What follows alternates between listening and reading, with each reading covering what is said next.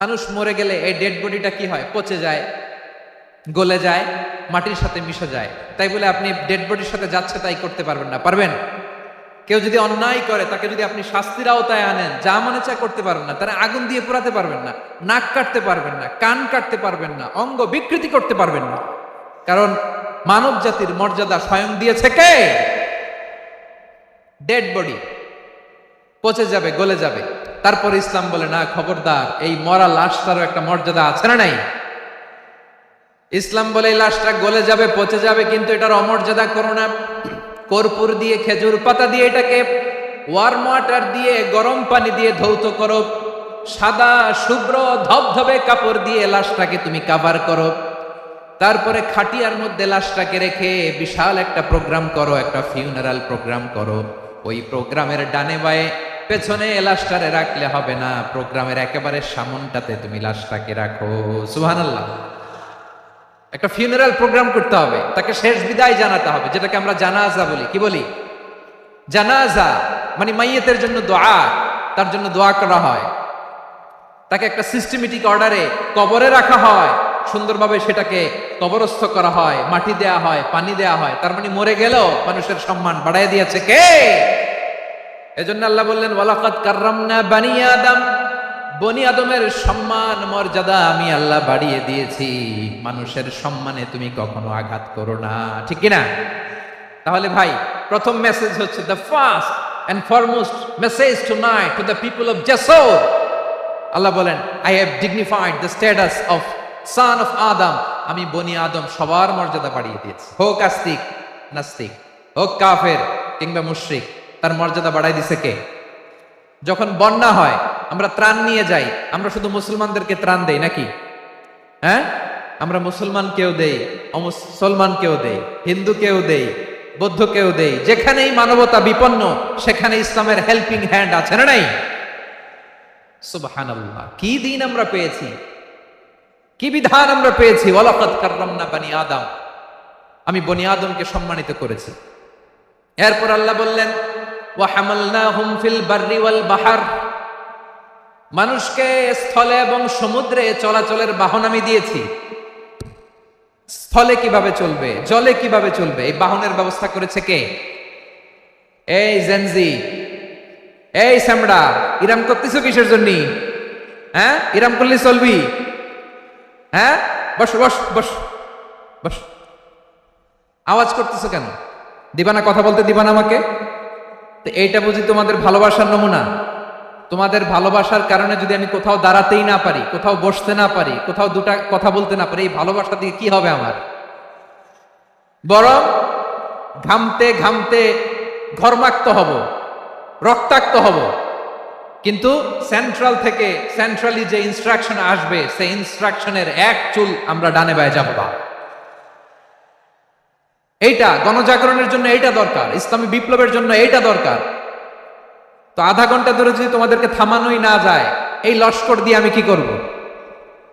আল্লাহর ওয়াস্তে no no no slogan, চুপচাপ একেবারে আমার দিকে তাকাও। আল্লাহ বললেন ওয়া হামালনাহুম ফিল বাররি ওয়াল বাহর, জলে স্থলে আমি চলাচলের যানবাহনের ব্যবস্থা করেছি। আমরা স্থলে ঘোড়ার উপরে চড়ি, উটের উপরে চড়ি, গাড়ির উপরে চড়ি। এই যে গাড়ির ইঞ্জিন বানাইছি আমরা, এটার মেধা দিয়েছে কে? আবার সাগরের মধ্যে আমরা নৌযান, জলযান, বড় বড় জাহাজ দিয়ে এক মহাদেশ থেকে আরেক মহাদেশ যাই, এক দেশ থেকে মালামাল গুলো আরেক দেশে পাঠাই। সাগরের ভেতরে নৌকাগুলোরে ধরে রাখলো কে?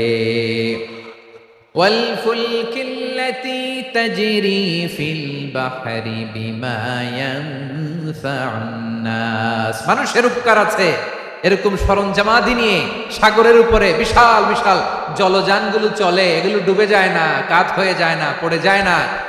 এগুলোকে স্থিতিস্থাপকতাকে ঠিক করে রাখলো কে?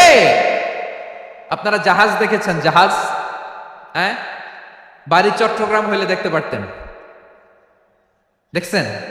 বিশাল বিশাল জাহাজ, বিশাল জাহাজ মালামাল নিয়ে এক মহাদেশ থেকে আরেক মহাদেশে যায়। গত মাসে আমার জাপান সফর ছিল। এই যে বাংলাদেশে যে গাড়িগুলো চালান, বেশিরভাগ গাড়ি আসে কিন্তু জাপান থেকে। হাজার হাজার গাড়ি একটা জাহাজ বহন করতে পারে। হাজার হাজার গাড়ি। এটার সাগরের মধ্যে ভাসাইলো কে? সবাই বলুন, ভাসালো কে? হাজার হাজার গাড়ি নিয়ে জাপানিজ গাড়িগুলো আমাদের চট্টগ্রামের এয়ারপোর্টের বন্দরে ভিড়ে। যুক্তরাষ্ট্রে আমি দেখেছি বিশাল বিশাল জাহাজ। আপনারা টাইটানিক জাহাজের নাম শুনেছেন? টাইটানিকেরও 8 গুণ 10 গুণ বড়। সুবহানাল্লাহ কইবেন না? টাইটানিক জাহাজের 8 গুণ 10 গুণ বড় একটা জাহাজ আছে, আইকন অফ দ্য সি, আমি দেখে এসেছি। রয়্যাল ক্যারিবিয়ান দেখে এসেছি। সাগরের সামনে জেটিতে যখন দাঁড়ালাম, জাহাজটা যখন যায়, আমার মনে হচ্ছে একটা শহর, গোটা শহর, the entire city is floating on the water. পুরো একটা শহর মনে হয় পানির উপর দিয়ে ভেসে যাচ্ছে। পড়েন সুবহানাল্লাহ। এই যে আইকন অফ দ্য সি, এই ক্রুজ, এই জাহাজটা, এটার ভিতরে স্টেডিয়াম আছে। কিসের ভিতরে স্টেডিয়াম? কথা বুঝে নাই বোধহয়। স্টেডিয়াম কিসের ভিতর? সুইমিং পুল আছে, শপিং মল আছে, রেস্টুরেন্ট আছে, ক্লাব আছে, 3000 4000 রুম বিশিষ্ট, কক্ষ বিশিষ্ট হোটেল আছে। এই সবগুলোর নিয়ে এগুলো চলে সাগরের এই দোলার মধ্যে, জলোচ্ছ্বাসের মধ্যে, এই সাগরের ভেতরে এই জাহাজগুলোর ভাষায় রাখছে কে? সূরাতুর আর রহমানে আল্লাহ তাআলা বললেন, ওয়ালাহুল জাওয়ারিল মুনশাআতু ফিল বাহরি কাল আ'লাম ফাবিআইয়ি আলা, সবাই পড়েন, ফাবিআইয়ি আলাই রাব্বিকুমা তুকাযযিবান। পাহাড় সম বড় বড় জাহাজগুলো মাল বোঝাই করে সাগরের মধ্যে ভেসে বেড়ায়। এগুলো দিয়ে মালামাল বহন করা যায়, মানুষরা এক দেশ থেকে আরেক দেশে যায়। এই জাহাজগুলোর সাগরের ভেতরে ভাসায় রাখলো কে? এই আয়াতের ভেতরে আল্লাহ তাআলা সূরাত বনী ইসরাঈলের এই চমৎকার আয়াতের ভেতরে আল্লাহ তাআলা বেসিকলি মানব জাতির প্রতি তার 4টি স্পেশাল অনুগ্রহের কথা বলেছেন। কয়টি? 2টা বলে ফেলছি। 1 নাম্বার, ওয়ালাকাদ কাররামনা বনী আদম, আমি বনী আদমের সম্মান বাড়াইছি। নাকি মুসলমানদের? নাকি মুসল্লিদের? কার সম্মান বাড়িয়েছি? বনী আদমের। তাহলে human dignity, the first part of the verse talks about the human dignity. 2 number অংশ আল্লাহ তাআলা বললেন, ওয়া হামালনাহুম ফিল বাররি ওয়াল বাহর, স্থলে এবং সমুদ্রে আমি তাদের জন্য চলাচলের বাহন দিয়েছি। সুবহানাল্লাহ। তার মানে smooth movement on land and sea, জলে এবং স্থলে যাতে আমরা স্মুথলি মুভ করতে পারি আল্লাহ তাআলা দিয়েছেন। 3 নাম্বার আল্লাহ তাআলা বললেন, ওয়ারাযাকনাহুম মিনাত তাইয়্যিবাত, মানুষের জন্য আমি পবিত্র রিজিকের ব্যবস্থা করেছি। জলে এবং স্থলে যত প্রাণী আছে সবগুলা প্রাণীকে রিজিক দেয় কে? আমাদেরকে রিজিক দেয় কে? সাগরের মাছগুলোকে, বড় বড় তিমি মাছগুলোরে রিজিক দেয় কে? বাতাসের মধ্যে ভেসে বেড়ানো বড় বড় পাখিগুলো, স্ক্যান্ডিনেভিয়ান কান্ট্রি থেকে লক্ষ লক্ষ কোটি কোটি পাখিগুলো যে এক দেশ থেকে আরেক দেশে ট্রান্সফার হয়, এগুলোর রিজিক দেয় কে? রব্বুল আলামিন বলেন, ওয়ামা মিন দাব্বাতিন ফিল আরদি ইল্লা আলাল্লাহি রিজকুহা ওয়া ইয়ালামু মুস্তাকাররাহা ওয়া মুস্তাওদাআহা কুল্লুম ফি কিতাবিম মুবিন। আল্লাহু আকবার। রব্বুল আলামিন বলেন, ভূপৃষ্ঠে বিচরণশীল যত প্রাণী আছে সব প্রাণীগুলোকে আমি আল্লাহ আমার নিজের কুদরতে রিজিকের বন্দোবস্ত করি। এই প্রাণীগুলো কোথায় থাকে, কোথায় যায়, সব জায়গায় আমি রিজিক পৌঁছে দেই। রিজিক কেউ দিতে পারে না, রিজিকের মালিক কে? রিজিকের মালিক তিনি আল্লাহ। এজন্য আল্লাহ তাআলা বললেন, ওয়ারাযাকনাহুম মিনাত তাইয়্যিবাত। এরপর আল্লাহ বললেন, ওয়া ফাদ্দালনাহুম আলা কাসীরিম মিম্মান খালাকনা তাফদীলা। আমি যত প্রাণী সৃষ্টি করেছি সকল প্রাণীর মধ্যে মানুষের মর্যাদা, শ্রেষ্ঠত্ব আমি দিয়েছি। সুবহানাল্লাহ পড়েন। তাহলে 1 নম্বরে আল্লাহ বললেন, আমি বনী আদমের মর্যাদা বাড়ালাম। এরপরে বললেন, স্থলে এবং সমুদ্রে চলাচলের জন্য যানবাহন দিলাম। 3 নম্বরে আল্লাহ বললেন, পবিত্র রিজিকের ব্যবস্থা করে দিলাম।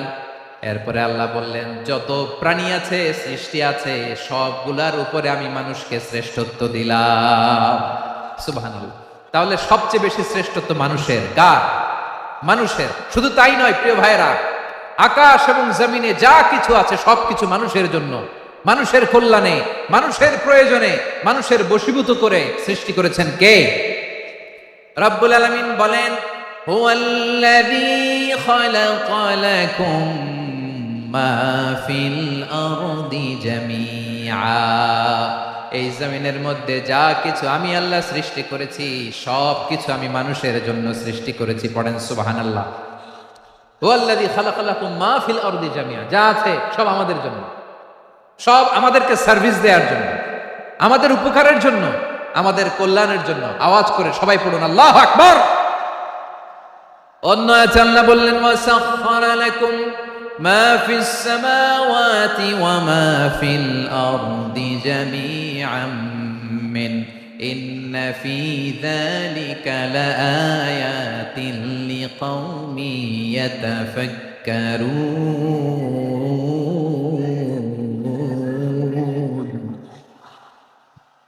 প্রথমে আল্লাহ বললেন, জমিনে যা আছে সব তোমাদের কল্যাণে আমি সৃষ্টি করলাম।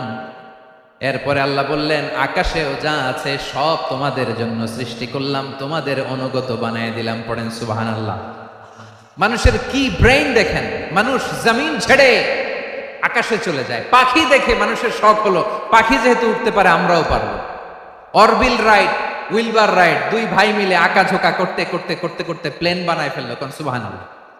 এখন পাখিও ওরে, আমরাও ওরি। এরপরেই মানুষের কৌতূহল থামে না এখানে। মানুষ চলে গিয়েছে চাঁদে। কোথায় গেছে? এখন কিন্তু চাঁদে জমি বিক্রি হয় জানেন। পৃথিবী নিয়ে মারামারি শেষ, রাশিয়া আমেরিকা এখন ধরছে চাঁদ আর মঙ্গল গ্রহ। এখন চাঁদে জমি বিক্রি হয়, মঙ্গলে জমি বিক্রি হয়। এই চাঁদ, মঙ্গল, বৃহস্পতি, শনি সব আল্লাহ তাআলা আমাদের জন্য বানিয়েছেন। সুবহানাল্লাহ পড়েন। মানুষ সাগরের উপরে চড়ে, শূন্যে ভেসে বেড়ায়, পাহাড় কেটে সুড়ঙ্গ বানায়, টানেল বানায়। মানুষ ব্রডব্যান্ডের লাইন নিয়ে যায় সাগরের ভেতর দিয়ে, এক দেশ থেকে আরেক দেশে, এক মহাদেশ থেকে আরেক মহাদেশে। সুবহানাল্লাহ পড়েন। তার মানে গোটা বিশ্বের সবকিছুর উপরে control, superiority over all creatures, সবকিছুর উপর কন্ট্রোল, মনিটরিং, নিয়ন্ত্রণ, এটা প্রতিষ্ঠা করে দিয়েছে কে? এজন্যই মানুষের শ্রেষ্ঠত্ব।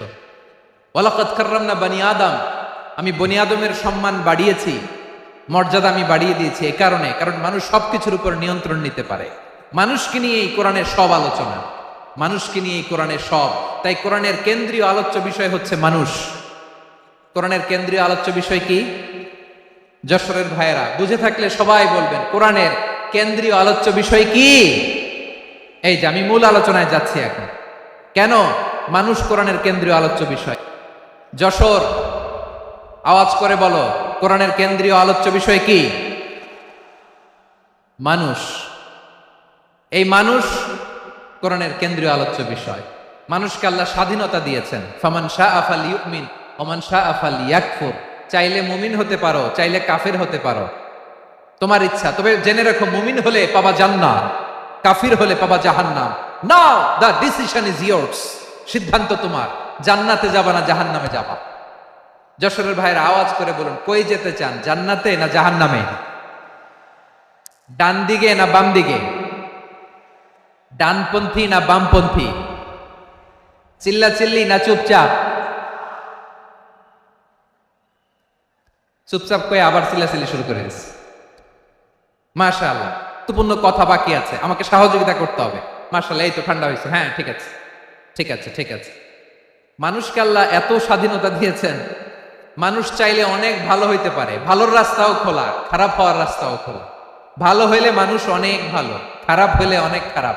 ভালো হইলে সবচেয়ে ভালো, খারাপ হইলে সবচেয়ে খারাপ। এজন্য সিদ্ধান্ত আপনাকে নিতে হবে। আল্লাহ তাআলা বলছেন, লাকাদ খালাকনাল ইনসানা ফি আহসানি তাকওয়িম সুম্মা রাদাদনাহু আসফালা সাফিলিন। আমি মানুষকে অনেক সুন্দর অবয়বে, সুন্দর আকৃতিতে সৃষ্টি করেছি। তার শুধু চেহারার ডিজাইনটাই সুন্দর নয়, তার ব্রেনটা বড্ড সুন্দর, তার মানসিকতা বড্ড সুন্দর, তার সৃজনশীলতা বড্ড সুন্দর। পড়েন সুবহানাল্লাহ। আমাদের চেহারা, অবয়ব, ডিজাইন যে সুন্দর তা না, আমাদের ব্রেনটা অনেক সফিস্টিকেটেড ব্রেন, অনেক সফিস্টিকেটেড। এই 1.5 কেজি ব্রেন ইউজ করে মানুষ গোটা বিশ্বে সভ্যতা বিনির্মাণ করেছে, ঠিক কিনা? এই ব্রেন আল্লাহ তাআলা আমাকে দিয়েছে। এটারে কাজে লাগালে, আপনার 6 সেন্স কাজে লাগালে আপনি অনন্য মানুষ হয়ে উঠবেন, মহামানবে রূপান্তরিত হবেন। মানুষ হতে পারে, চাইলেই মহামানব হতে পারে। আবার যদি মানুষ চায় খারাপও হতে পারে। আল্লাহ বললেন শুধু ভালোই না, ভালো হতে চাইলে অনেক ভালো তুমি হতে পারো, আবার খারাপ হতে চাইলে অনেক খারাপ তুমি হতে পারো। সুম্মা রাদাদনাহু আসফালা সাফিলিন।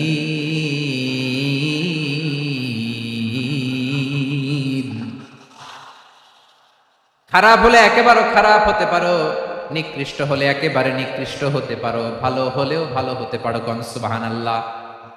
এবার আওয়াজ করে বলুন, ভালো হতে চাই না খারাপ? শ্রেষ্ঠ না নিকৃষ্ট? মানুষ ভালো হলে মানুষ ফেরেশতার চেয়েও ভালো, মানুষ খারাপ হলে সে পশুর চেয়েও খারাপ। কথা ঠিক কিনা বলেন? ভালো হলে ফেরেশতার চেয়েও ভালো, খারাপ হলে পশুর চেয়েও নিকৃষ্ট।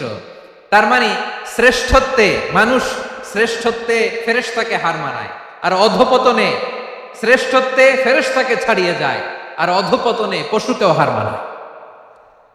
আই রিপিট, আমি আবারও বলছি, মানুষ শ্রেষ্ঠত্বে ফেরেশতাকে ছাড়িয়ে যায়, আর অধপতনে সে পশুকেও হার মানায়। আওয়াজ করে বলতে হবে ঠিক কিনা? এটার প্রমাণ কি? মানুষ শ্রেষ্ঠ হইলে যে ফেরেশতার চেয়েও সেরা, তার প্রমাণ কি? আল্লাহ তাআলা বলছেন, ওয়া ইয কুলনা লিল মালাইকাতি ইসজুদু লিআদাম ফাসাজাদু ইল্লা ইবলিস আবা ওয়াস্তাকবারা ওয়া কানা মিনাল কাফিরিন। আল্লাহ বলেন, স্মরণ করো সে সময়ের কথা যখন আমি ফেরেশতাদেরকে বললাম, ও ফেরেশতারা আদমকে সিজদা দাও। সব ফেরেশতারা সম্মান সূচক সিজদা আদমকে দিল, তারা আদমের জন্য সিজদায় লুটিয়ে পড়লো, একজন ছাড়া, তার নাম ইবলিস। আওয়াজ করে বলেন তার নাম কি? সে অহংকার প্রদর্শন করলো, সে কাফের হয়ে গেল, বাকি সব ফেরেশতারা সিজদা দিল। সুবহানাল্লাহ।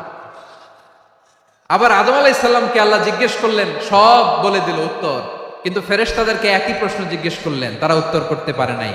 তার মানে এর মধ্য দিয়ে প্রমাণিত হয়, মানুষ ভালো হলে ফেরেশতার চেয়েও ভালো, ফেরেশতার চেয়েও মানুষের মর্যাদা বাড়িয়ে দিয়েছে কে?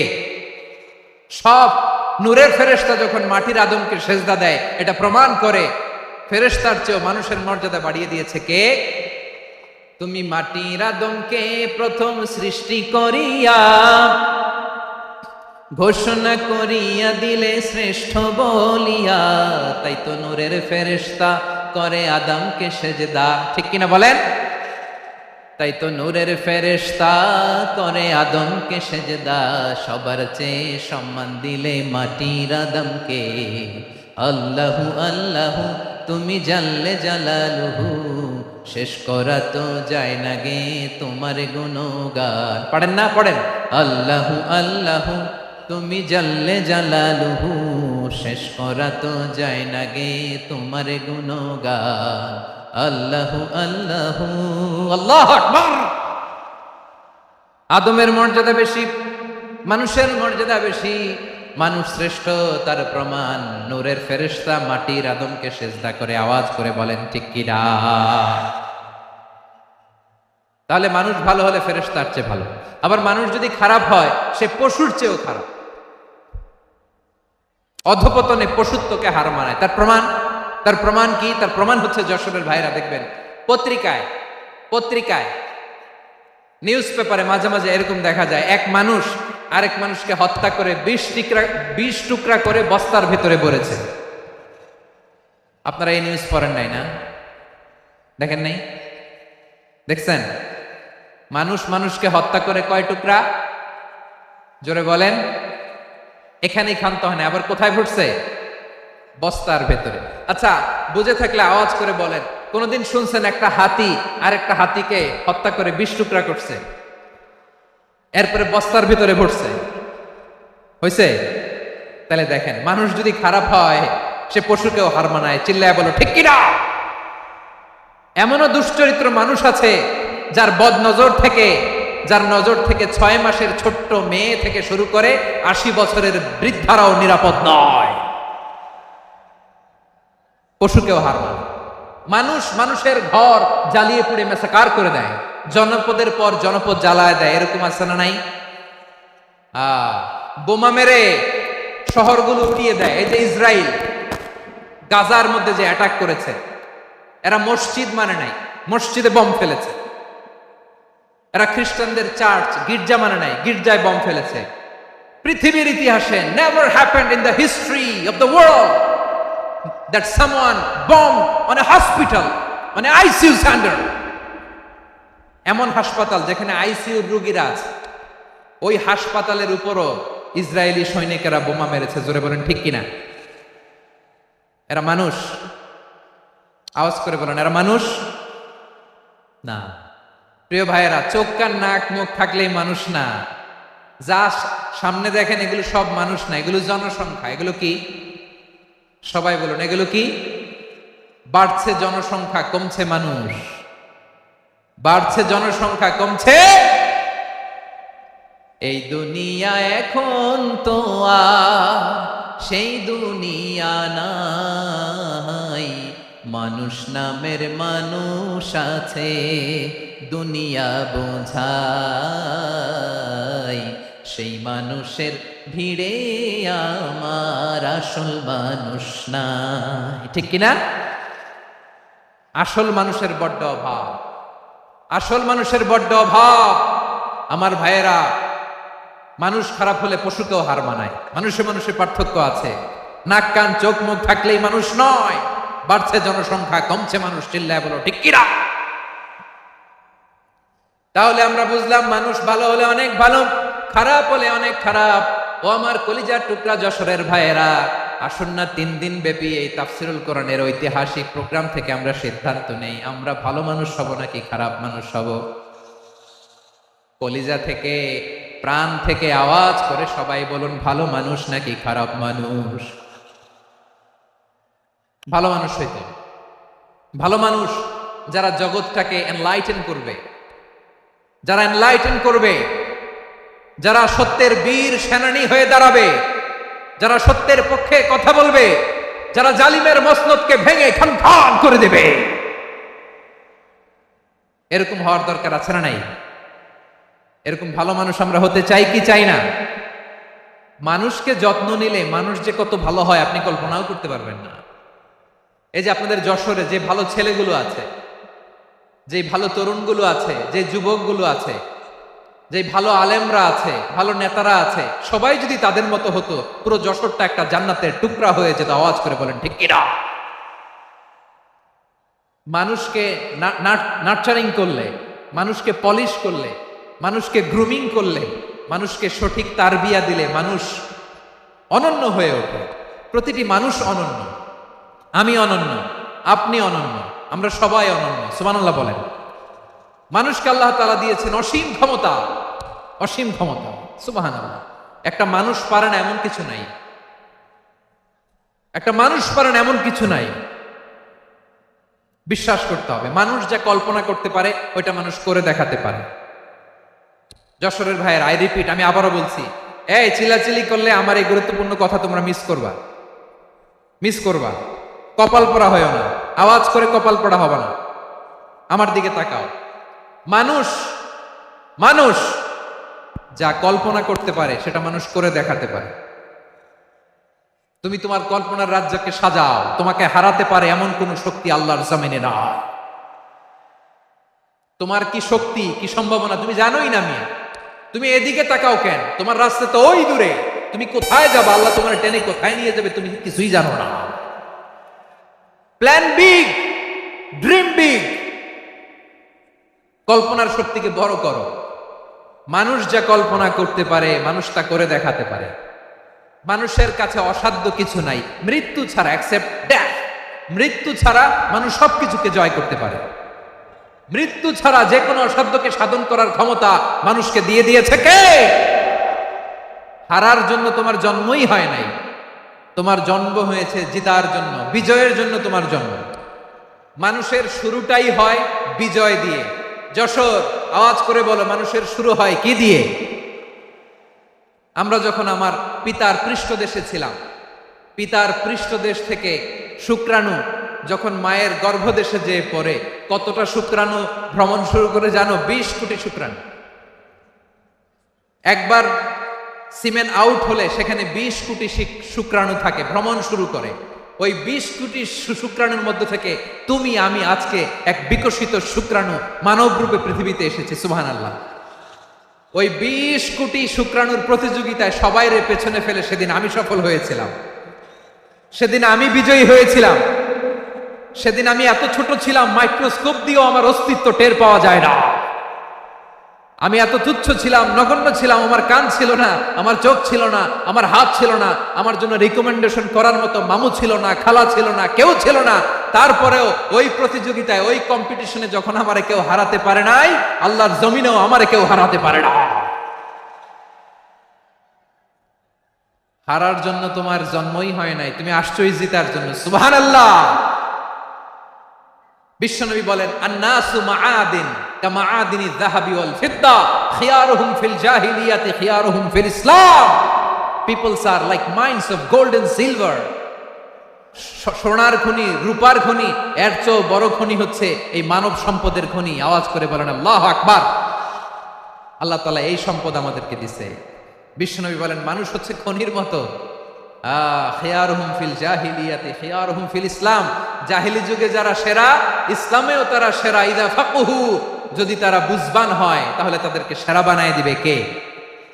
তাহলে মানুষের চেয়ে সেরা কেউ হতে পারে? মানুষের চেয়ে অনন্য কেউ হতে পারে? মানুষকে কেউ হারাতে পারে? আওয়াজ করে বলো, তোমাকে কেউ হারাতে পারবে? এই সাহস জাগছে আজকের আলোচনা থেকে। আমি তুমি অনন্য, আমাকে তোমাকে হারায়া দেওয়া এত সহজ না, ঠিক কিনা?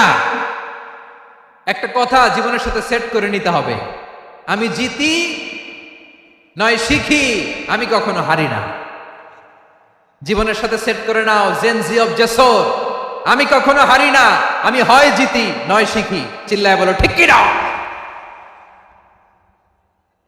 আমি কখনো হারি না, আমার হারানো এত সোজা না। কি সাহস জাগছে? বুকে সাহস জাগছে? তাকবীর পড়ো, লিল্লাহে তাকবীর। তাহলে বিশ্বনবী বললেন, নাসু মাআদিন, মানুষ হচ্ছে খনি। এই ধাক্কা ধাক্কি, আমি জানি এগুলো ভালোবাসার ধাক্কা ধাক্কি, এজন্য আমি সহ্য করে নেই। এগুলো যে ভালোবাসার ধাক্কা ধাক্কি, এটা আমরা বুঝি। পৃথিবীর কোন আইন, সিকিউরিটি প্রটোকল দিয়ে এটারে মানানো যাবে না, কারণ এটা তো ভালোবাসা, লাভ। লাভ কোন আইন কানুন দিয়ে বাধা যায় না, মানানো যায় না, ঠিক কিনা বলো?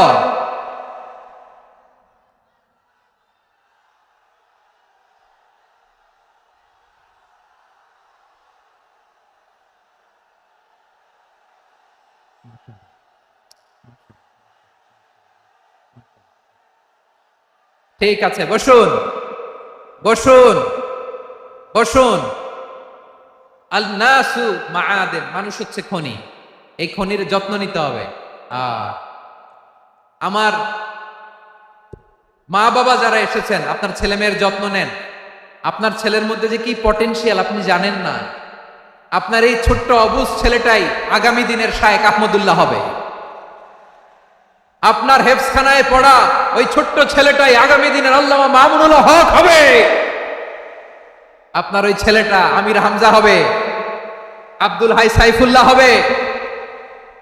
এভাবে বড় বড় আলেম হবে, তারা যুগশ্রেষ্ঠ আলেম হবে। সেই একদিন এই বাংলাদেশের পার্লামেন্টে যে বক্তব্য দিয়ে যশোরের পক্ষে কথা বলবে। আপনি জানেন না, কাউকে ছোট করবেন না আপনি। ওর কনফিডেন্স আপনি কমাবেন না, আপনি কমাতে পারেন না। প্যান্ডেলে আমার যে মা বোনেরা আছেন, ছেলে মেয়েদেরকে কখনো ছোট করে কথা বলবেন না। ও যে কোথায় যাবে আপনি জানেন না। আপনি মা হয়ে তাকে সাহস দিবেন, তার কল্পনার জগৎটাকে সাজাতে তাকে উৎসাহিত করবেন, ঠিক কিনা বলেন? আর আমার প্যান্ডেলের আমার প্রিয় শ্রদ্ধাশীলা মায়েরা বোনেরা, আপনারা তো আরো দামি সম্পদ। বিশ্বনবী বলেন, আর দুনিয়া কুল্লুহা মাতা। আল্লাহ আল্লাহ আল্লাহ। বিশ্বনবীর কথার ওজন দেখেন, আর দুনিয়া কুল্লুহা মাতা ওয়া খায়রু মাতা'আদ দুনিয়াল মারআতুস সালিহা। বিশ্বনবী বলেন, দুনিয়ায় যা দেখো সব আল্লাহর দেওয়া অ্যাসেট, মানে সম্পদ। আর এত অ্যাসেটের ভিড়ে সবচাইতে শ্রেষ্ঠ সম্পদ হচ্ছে নেককার নারী। সুবহানাল্লাহ। ভাইয়েরা বোনের সাথে খারাপ আচরণ করো না, সন্তান মায়ের সাথে খারাপ আচরণ করো না। আমাদের মায়েরা আমাদের asset, they are our priceless asset. কারণ এই মায়েদের পেটে এসেছে আল্লাহর ওলিরা, এই মায়েদের পেটে এসেছে খান জাহান আলী, এই মায়ের পেটে এসেছে শাহজালাল ইয়ামানি, এই মায়ের পেটে এসেছে আল্লাহর সব নবীরা। নাকি নবীরা আকাশ থেকে ধপ করে জমিনে নেমে আসছে? মায়ের পেটে আসছে। এই মায়ের পেটগুলো খনি। আমার সম্মানিতা মায়েরা বোনেরা, নিজেকে ইসলাম দিয়ে সাজান, নিজেকে ইসলাম দিয়ে সাজান, নিজেকে পবিত্র রাখুন, নিজের আব্রু ইমান ইজ্জতের হেফাজত করুন, কোরআন পড়ুন, সুন্নাহ পড়ুন। আপনি জানেন না আপনার গর্ভে কে আসছে, কোন ক্ষণজন্মা পুরুষকে আল্লাহ তাআলা আপনার গর্ভে পাঠাবে আপনি জানেন না।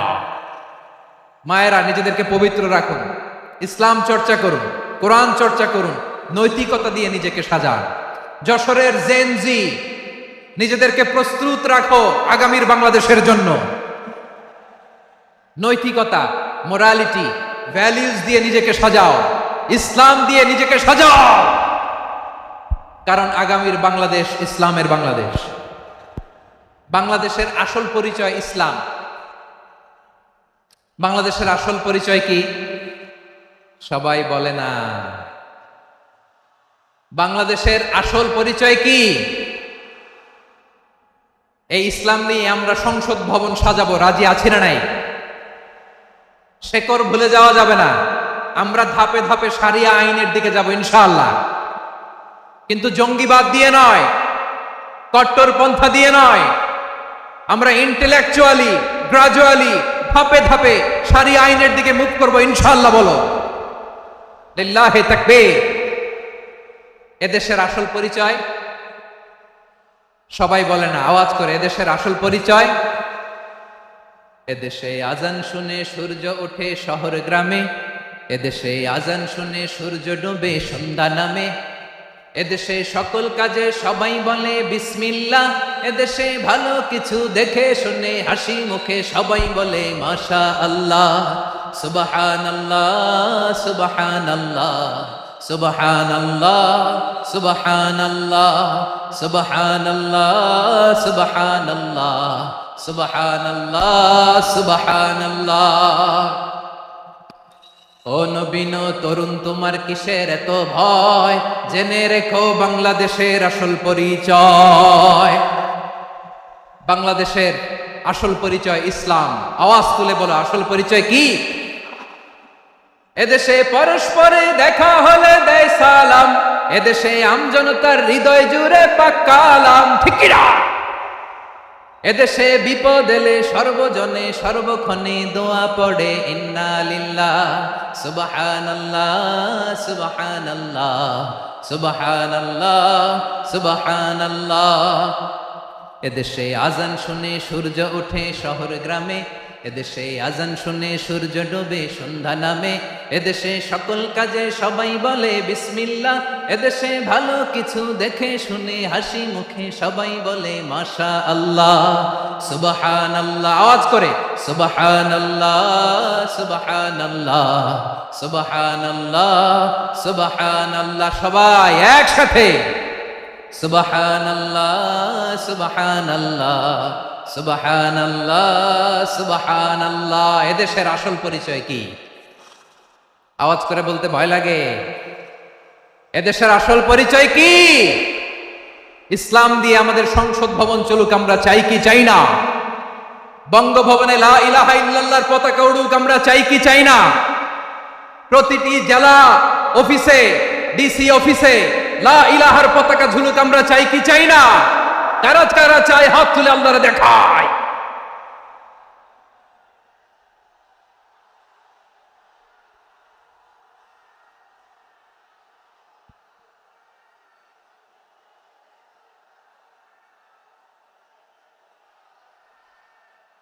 মাশাআল্লাহ মাশাআল্লাহ মাশাআল্লাহ মাশাআল্লাহ।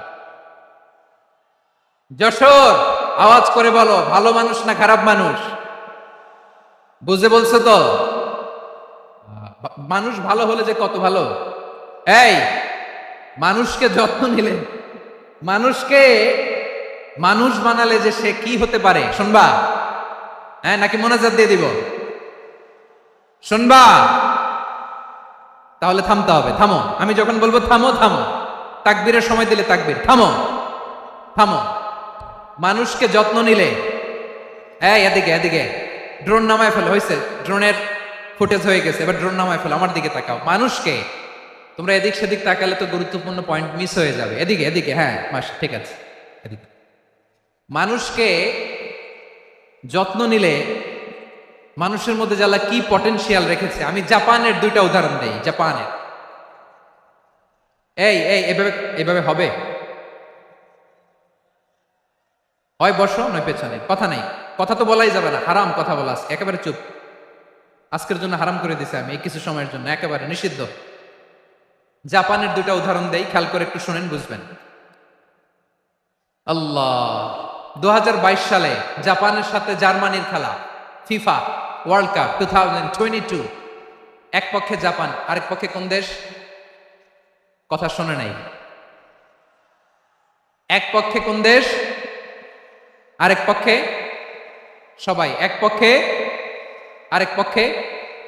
ওই খেলায় জিতেছিল জাপান, জিতেছিল 22 সালের এই ফিফা ওয়ার্ল্ড কাপে জাপান ফুটবল খেলায় জিতে, as a part of their celebration তারা খেলার পরে পুরো স্টেডিয়ামটারে ক্লিন করে, the fan base of Japan, লক্ষ লক্ষ মানুষ খেলা দেখতে যায়, তো এত ডাস্টবিনও তো নাই, তো যারা ডাস্টবিনে জায়গা পায় নাই তারা এই যে চকলেটের প্যাকেট, পানির বোতল, চিপসের প্যাকেট তারা এদিকে সেদিকে রেখে দিয়েছে। জাপানের ভক্তরা, জাপানের ফলোয়াররা, as a part of their celebration তারা খেলার পরে পুরো স্টেডিয়ামের সব ময়লা আবর্জনা ক্লিন করে তারপরে বিদায় নিয়েছে। তাদেরকে কি ক্লিন করার দায়িত্ব দেওয়া হয়েছিল? এই যশোর, জাপানের যে ছেলেরা খেলা দেখতে গেছিল ওদেরকে কি ক্লিন করার দায়িত্ব দিছিল? তারা কি স্টেডিয়ামের পরিচ্ছন্নতা কর্মী? তাদের আকল, তাদের সিক্স সেন্স তাদেরকে বলেছে, ছোটবেলা থেকে জাপান গভর্নমেন্ট ওদেরকে এত পরিচ্ছন্নতা শেখায়, ক্লিনলিনেস অ্যাওয়ারনেস ক্যাম্পেইন করায়।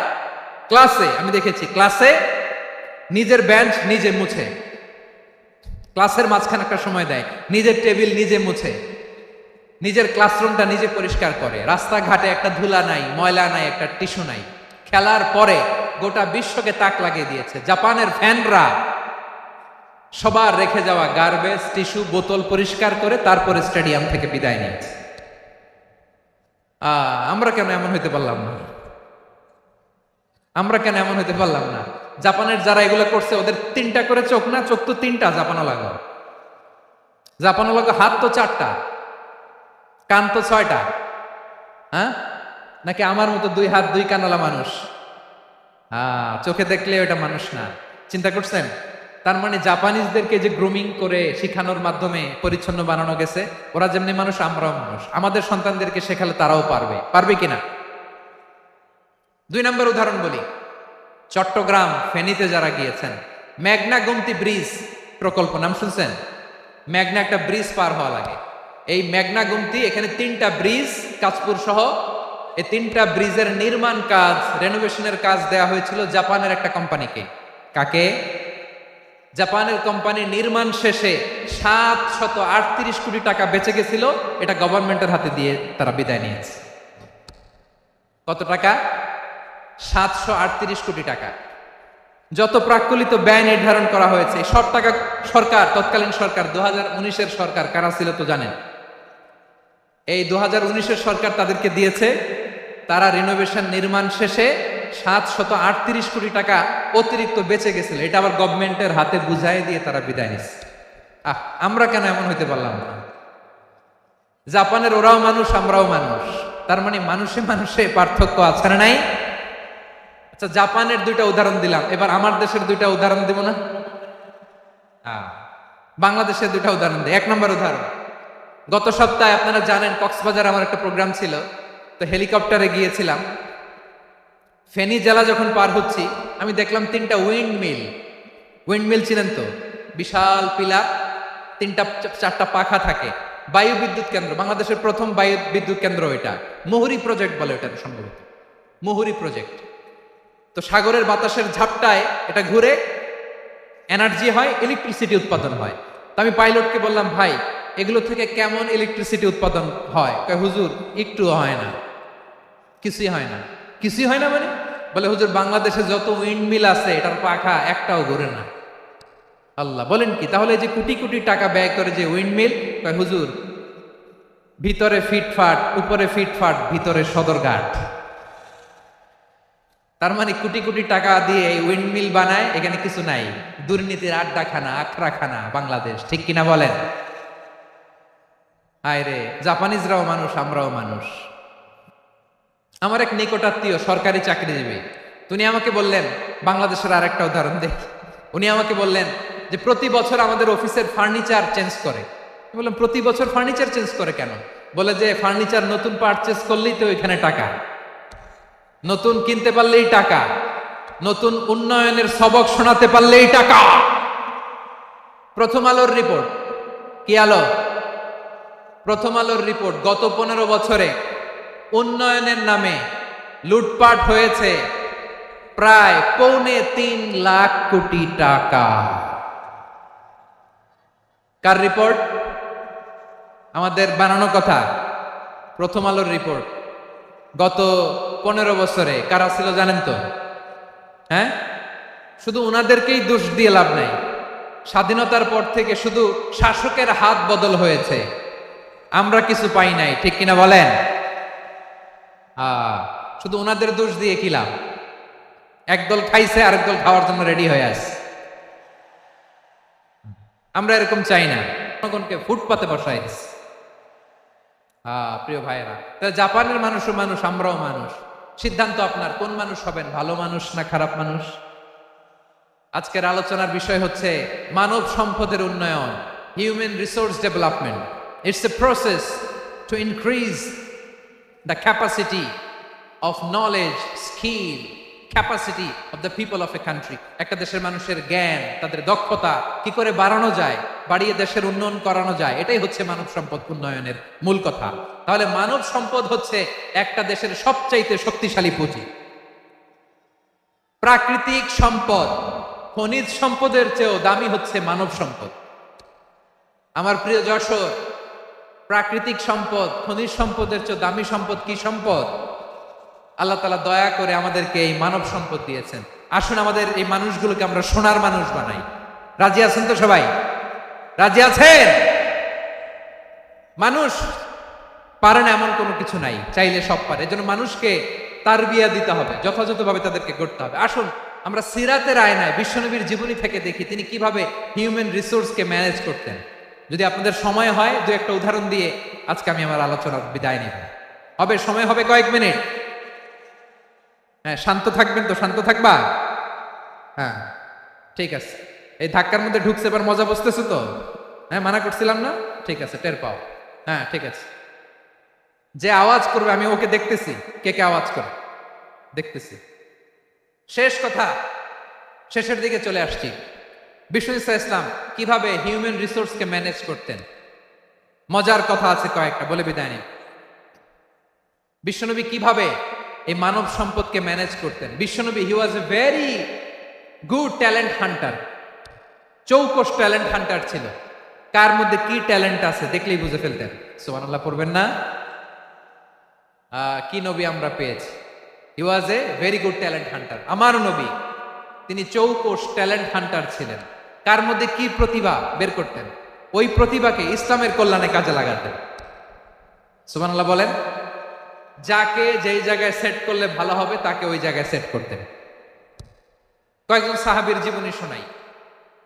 আবু মাহজুরা রাদিয়াল্লাহু তাআলা আনহু, মক্কার মুয়াজ্জিন, আগে ছিল মুশরিক, পরে হয়েছে মুমিন। উনি কিভাবে মুমিন হইলেন এই ঘটনাটা একটু আপনাদের শোনাতে চাই। তা আপনাদের তো সময় নাই হাতে। হ্যাঁ, সময় আছে? এই যে এই জেনজি শেষ করে দিল আজকের প্রোগ্রামটা। 1 ঘন্টা ধাক্কা ধাক্কি করে কেমনে দাঁড়ায় আছে আমি বুঝলাম না।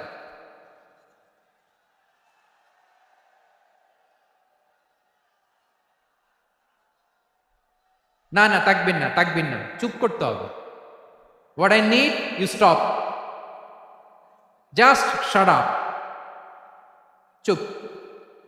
হ্যাঁ ঠিক আছে, এভাবে। আবু মাহজুরা রাদিয়াল্লাহু তাআলা আনহু কিভাবে মুসলিম হলেন আওয়াজ করে শুনেন। হুনাইনের যুদ্ধ, অষ্টম হিজরি, বিষ্ণু ইসলাম হুনাইনের যুদ্ধ শেষে ফিরতেছেন। পথিমধ্যে বেলাল রাদিয়াল্লাহু তাআলা আনহু, এই যে আবার কথা, আই রে আল্লাহ রে, এখানে ধাক্কাধাক্কি কেন? চলে যাও, পেছনে যাও, যাও পেছনে যাও। কি আজীব তামাশা! যেখানে যায় এখানে ধাক্কা ধাক্কি, মারামারি, গায়ের উপরে, কাঁধের উপরে, শাউটিং। অনেক গুরুত্বপূর্ণ কথা পয়েন্ট করে নিয়ে আসি যে বলবো, এই শাউট করার কারণে প্রোগ্রামটাই নষ্ট করে দেয়। আসছে আমার ভালোবাসা দেখাইতে, প্রোগ্রামটাই শেষ করে দিয়ে চলে যায়। স্টপ। আবার কথা বল, স্টপ। হুনাইনের যুদ্ধে অষ্টম হিজরি, কত হিজরি সবাই বলেন না একটু, কত হিজরি? অষ্টম হিজরিতে হুনাইনের যুদ্ধে রাসূল সাল্লাল্লাহু আলাইহি ওয়াসাল্লাম ফিরে আসতেছেন মদিনায়। পথিমধ্যে বেলাল রাদিয়াল্লাহু তাআলা আনহু আযান দিচ্ছেন। কি দিচ্ছেন? তো পাশে ছিল মুশরিকদের একটা পল্লী, কিছু মুশরিক তরুণ, কিছু অমুসলিম কিশোর, তারা আযানকে ব্যঙ্গ করতেছে। আমাদের বাংলায় মুখ ভেঙ্গানো বলে আর কি।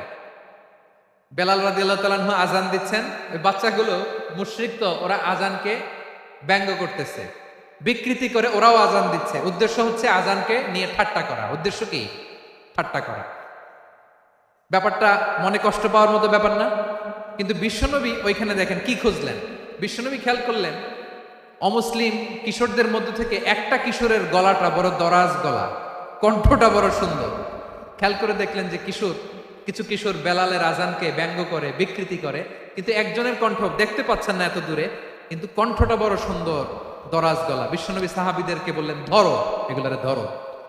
সবগুলারে ধরে বিশ্বনবীর সামনে আনা হবে। ওরা হাঁটু গেড়ে বসলো। বিশ্বনবী বললেন, তোমাদের মধ্যে কে যেন ব্যঙ্গ করে আযান দিচ্ছিল, তার গলাটা বড় উঁচু, গলার বেসটা বড় মজবুত, মেলোডিয়াস, সুমধুর কণ্ঠ, কে? আবু মাহজুরা বলে, আমার বন্ধুরা সবাই আমার দিকে আঙ্গুল দেখায়, আমি পড়ে গেছি বিপদে। রাসূল সাল্লাল্লাহু আলাইহি ওয়াসাল্লাম বাকি অমুসলিম তরুণদেরকে ছেড়ে দিলেন, বললেন তোমরা যাও। এবার আবু মাহজুরারে পাইছে। আবু মাহজুরার চুলের মধ্যে হাত দিলেন বিশ্বনবী, মাথায় হাত দিয়ে বললেন, এবার আযান দাও দেখি। আবু মাহজুরা বলে, আমি তো আযান দিতে জানি না, কারণ আমি তো বেলালেরটা শুইনা দিছি, আমার তো মুখস্থ নাই, আমি তো আযান দিতে জানি না। বিশ্বনবী বললেন, জানো না? তাহলে আসো, আমি তোমারে শিখাই দেই। সুবহানাল্লাহ পড়ো। আবু মাহজুরা হাঁটু গেড়ে বসে, বিশ্বনবীর মোবারক হাত আবু মাহজুরার চুলের মধ্যে। বিশ্বনবী আযানের মুআল্লিম আবু মাহজুরাকে বলতেছে, ঠিক আছে তোমারে শিখাই দিচ্ছি, আমি যা যা বলবো আমার সাথে সাথে বলো, পারবা? আবু মাহজুরা বলে, পারবো। বিশ্বনবী আযান দিচ্ছেন, মাথায় হাত দিয়ে আল্লাহু আকবার, আল্লাহু আকবার। আবু মাহজুরা এই বাক্যটা পড়লেন। বিশ্বনবী দ্বিতীয় বাক্য পড়তে আরম্ভ করলেন, আল্লাহু আকবার, আল্লাহু আকবার। আবু মাহজুরা এই বাক্যটাও বললেন। বিশ্বনবী আবু মাহজুরার মাথার মধ্যে হাত দিয়ে তৃতীয় বাক্য বললেন, আশহাদু আল্লা ইলাহা ইল্লাল্লাহ।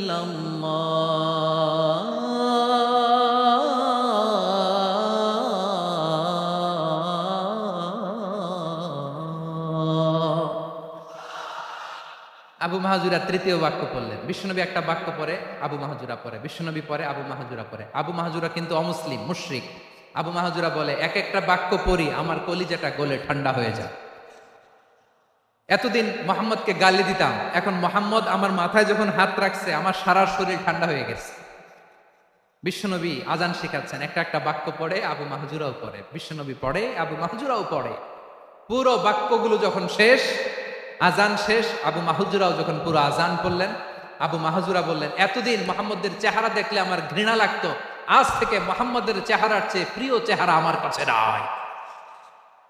আবু মাহজুরা বললেন, ও মুহাম্মদ, আজানের বাক্য তো আপনি আমারে শেখালেন, এখানেই শেষ করবেন না, আপনি আমারে পড়ায় দেন লা ইলাহা ইল্লাল্লাহ মুহাম্মাদুর রাসূলুল্লাহ সাল্লাল্লাহু আলাইহি ওয়াসাল্লাম।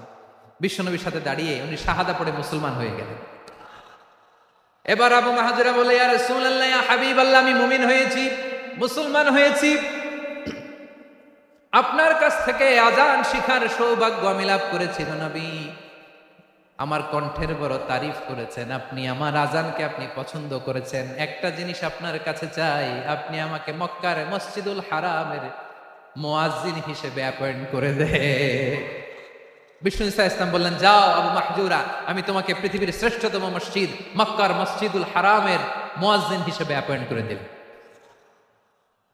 দেখছেন কিভাবে ট্যালেন্ট হান্টিং করতে হয়, কিভাবে হিউম্যান রিসোর্স মানব সম্পদকে ব্যবহার করতে হয়। আসছিল আজানকে ভেঙ্গাইতে, আসছিল কেন? আজানকে ব্যঙ্গ করার জন্য, বিকৃত করার জন্য। আজানকে বিকৃত করতে যে ইসলামের সবচেয়ে শ্রেষ্ঠ মসজিদের মুয়াজ্জিন হয়ে গেল। পড়েন সুবহানাল্লাহ।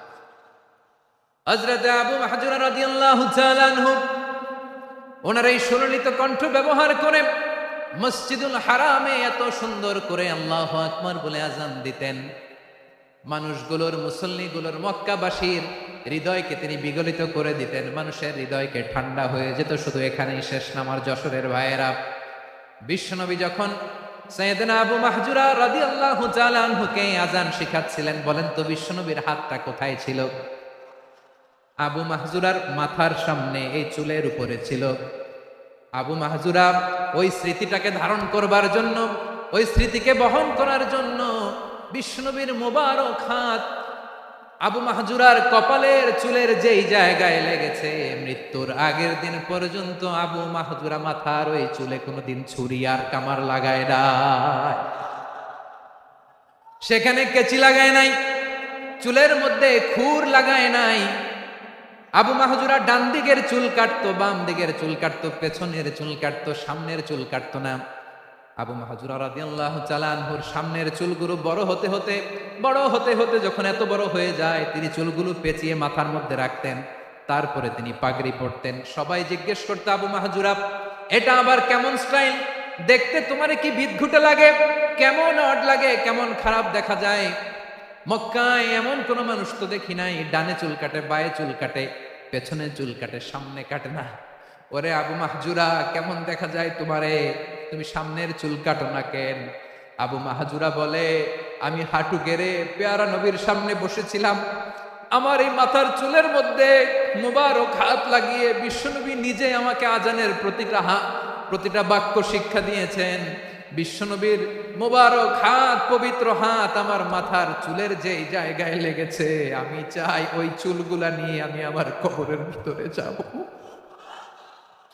সাইয়েদনা আবু মাহজুরা রাদিয়াল্লাহু তাআলা আনহু ইন্তেকালের আগের পর্যন্ত মাথার সামনের চুলগুলা কাটে নাই। মাথার সামনের চুল তিনি কাটেন নাই। সুবহানাল্লাহ বিহামদি। কেমন ভালোবাসতেন বিশ্বনবী সাহাবীদেরকে, সাহাবারা কেমন ভালোবাসতেন বিশ্বনবীকে। সামনের চুলগুলো বড় হতে হতে এত বড় ছিল, পেঁচিয়ে রেখে পাগড়ি পরতেন, কাটতেন না। নবীর হাত লেগেছিল। সুবহানাল্লাহ পড়ে। তাহলে what is the lesson? Moral of the story কি? মোরাল অফ দ্য স্টোরি হচ্ছে, আসছিল আজানকে ব্যঙ্গ করার জন্য, বিকৃত করার জন্য, হয়ে গেল মসজিদুল হারামের মুয়াজ্জিন। দেখেন বিশ্বনবী একটা খারাপ সিচুয়েশনের মধ্যে থেকে কি ভালো জিনিস বের করে আনলেন। আমি যে শুরুতে বলেছি কিভাবে তিনি হিউম্যান রিসোর্সকে ডেভেলপ করেছেন, ম্যানেজ করেছেন। তিনি যে চৌকুশ ট্যালেন্ট হান্টার ছিল, দেখেন সবার মধ্যে থেকে এর বাছাই করে মুয়াজ্জিন বানাই দিয়েছেন। সুবহানাল্লাহ পড়েন। তার মানে এই না সবাইরে ধরে ধরে উনি মুয়াজ্জিন বানাইছেন। যার যেই ট্যালেন্ট আছে তাকে ওই কাজে অ্যাসাইন করেছেন। যার যেই প্রতিভা আছে তার প্রতিভাকে ইসলামের কাজে লাগিয়েছেন। সুবহানাল্লাহ পড়েন। যায়েদ বিন সাবিত রাদিয়াল্লাহু তাআলা আনহু নাম শুনেছেন? যশোর কথা বেরোয় না। যদি জিজ্ঞাসা সালমান খানের নাম শুনছেন, সবাই হাত তুলবে, জি হুজুর শুনছি, মানে সব দেখা শেষ। সালমান খান, আমির খান, অমুক খান, সব খান মুখস্থ, কিন্তু জায়েদ বিন সাবেতের নাম মুখস্থ নাই মুসলমানদের। যেই সাহাবী মাথার সামনের চুল কাটে নাই, মসজিদুল হারামের মুয়াজ্জিন বানাইছেন বিষ্ণু, সাহাবীর নাম কি? খায়া ফেলাইস, স্লোগানের সাথে খায়া ফেলাইস। আবু মাহজুরা, কি নাম? আবু মাহজুরা আল জুমাহি রাদিয়াল্লাহু তাআলা আনহু। এই নামটা আজকে নিয়ে যাইতে হবে যশোর।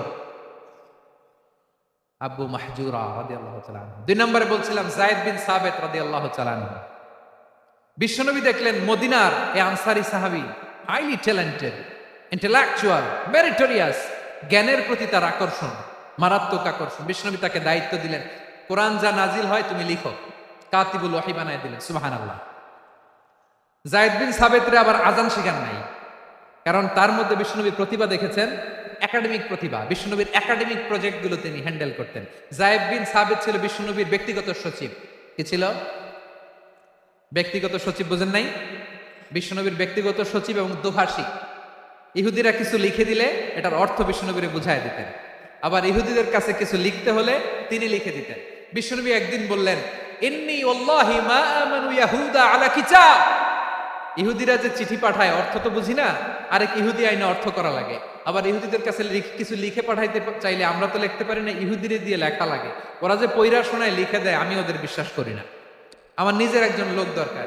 বিশ্বনবী এই যায়েদ বিন সাবিতকে চুজ করলেন ল্যাঙ্গুয়েজের জন্য। উনি বললেন, যায়েদ, তোমার সফট স্কিলকে ডেভেলপ করতে হবে, তুমি হিব্রু ল্যাঙ্গুয়েজ শিখে ফেলো। যায়েদ বিন সাবিত বলল, বিশ্বনবীর মোটিভেশন আর ইন্সপিরেশন পেয়ে আমি 15 দিনে ইহুদিদের এই হিব্রু ল্যাঙ্গুয়েজ শিখে ফেললাম। শুধু শিখে ফেললাম না, হাত্তা হাদিকতু, even I became master in the language. এই ভাষা আমি পারদর্শী হয়ে গেলাম। এরপরে ইহুদিরা চিঠি লিখে পাঠালে আর কোনো ইহুদি ডাকা লাগতো না, আমি নবীর এটার অর্থ শুনে পরে বুঝাই দিতাম। আবার ইহুদিদের কাছে চিঠি লেখা লাগলে আমি যায়েদ বিন সাবিত চিঠি লিখে দিতাম। সুবহানাল্লাহ। দেখেন, এত সাহাবীর মধ্যে থেকে বিশ্বনবীর একাডেমিক প্রজেক্ট, ব্যক্তিগত সচিব, দোভাষী হিসেবে তিনি যায়েদ বিন সাবিতের মতো তরুণকে নির্বাচিত করেছেন। কেমন ট্যালেন্ট হান্টার ছিল আমার নবী! সুবহানাল্লাহ পড়বেন না? বিশ্বনবীর ইন্তেকালের পরে সাইয়েদনা আবু বকর রাদিয়াল্লাহু তাআলা আনহু যখন খলিফা হয়ে আসলেন, কোরআনকে সংকলনের দায়িত্ব দেয়া লাগবে, কোন সাহাবীকে দিবেন? সব সাহাবারা মিলে পরামর্শ করলেন। সাইয়েদনা আবু বকর, ওমর সবাই মিলে বিশাল কোরআন সংকলনের গুরু দায়িত্ব বিশ্বনবীর ব্যক্তিগত সচিব, বিশ্বনবীর দোভাষী, বিশ্বনবীর সিলেক্ট করাই লোক যায়েদ ইবনে সাবিত রাদিয়াল্লাহু তাআলা আনহুকে দিয়েছে। কোরআনের কপি তো আজকে এখানে রাখে নাই। এই যে আজকের যে কোরআন পড়েন, এটা আগে এরকম ছিল না। কোরআন নাজিল হলে সাহাবারা চামড়ার, উটের চামড়ায় লিখে ফেলতো, উটের চ্যাপ্টা হাড্ডির মধ্যে লিখে ফেলতো, গাছের গুড়ির মধ্যে লিখে ফেলতো, বিভিন্ন জনের কাছে ছড়ানো ছিটানো ছিল। আবু বকর রাদিয়াল্লাহু তাআলা আনহু একসাথে করলেন, পরবর্তীতে উসমান রাদিয়াল্লাহু তাআলা আনহু একসাথে করলেন 114 সূরার। এখন এই মুসহাফ, এই কম্পাইলেশন, এই কপি আমরা পেয়েছি, যার হিউজ কন্ট্রিবিউশন ছিল। এই পুরো কোরআন কম্পাইলেশনের প্রজেক্ট ম্যানেজার ছিল যায়েদ বিন সাবিত রাদিয়াল্লাহু তাআলা। কোরআন কম্পাইলেশনের প্রজেক্ট ম্যানেজার। দেখেন, উনারে মাথায় হাত দিয়ে আজান শিখায় নাই। সুবহানাল্লাহ কইবেন না? তাহলে প্রথম সাহাবী আবু মাহজুরাকে মুয়াজ্জিন বানাইলেন, যায়েদ বিন সাবিতকে ব্যক্তিগত সচিব আর দোভাষী বানালেন, মুসআব ইবনে উমাইর রাদিয়াল্লাহু তাআলা আনহুকে ইসলামের প্রথম অ্যাম্বাসেডর বানালেন।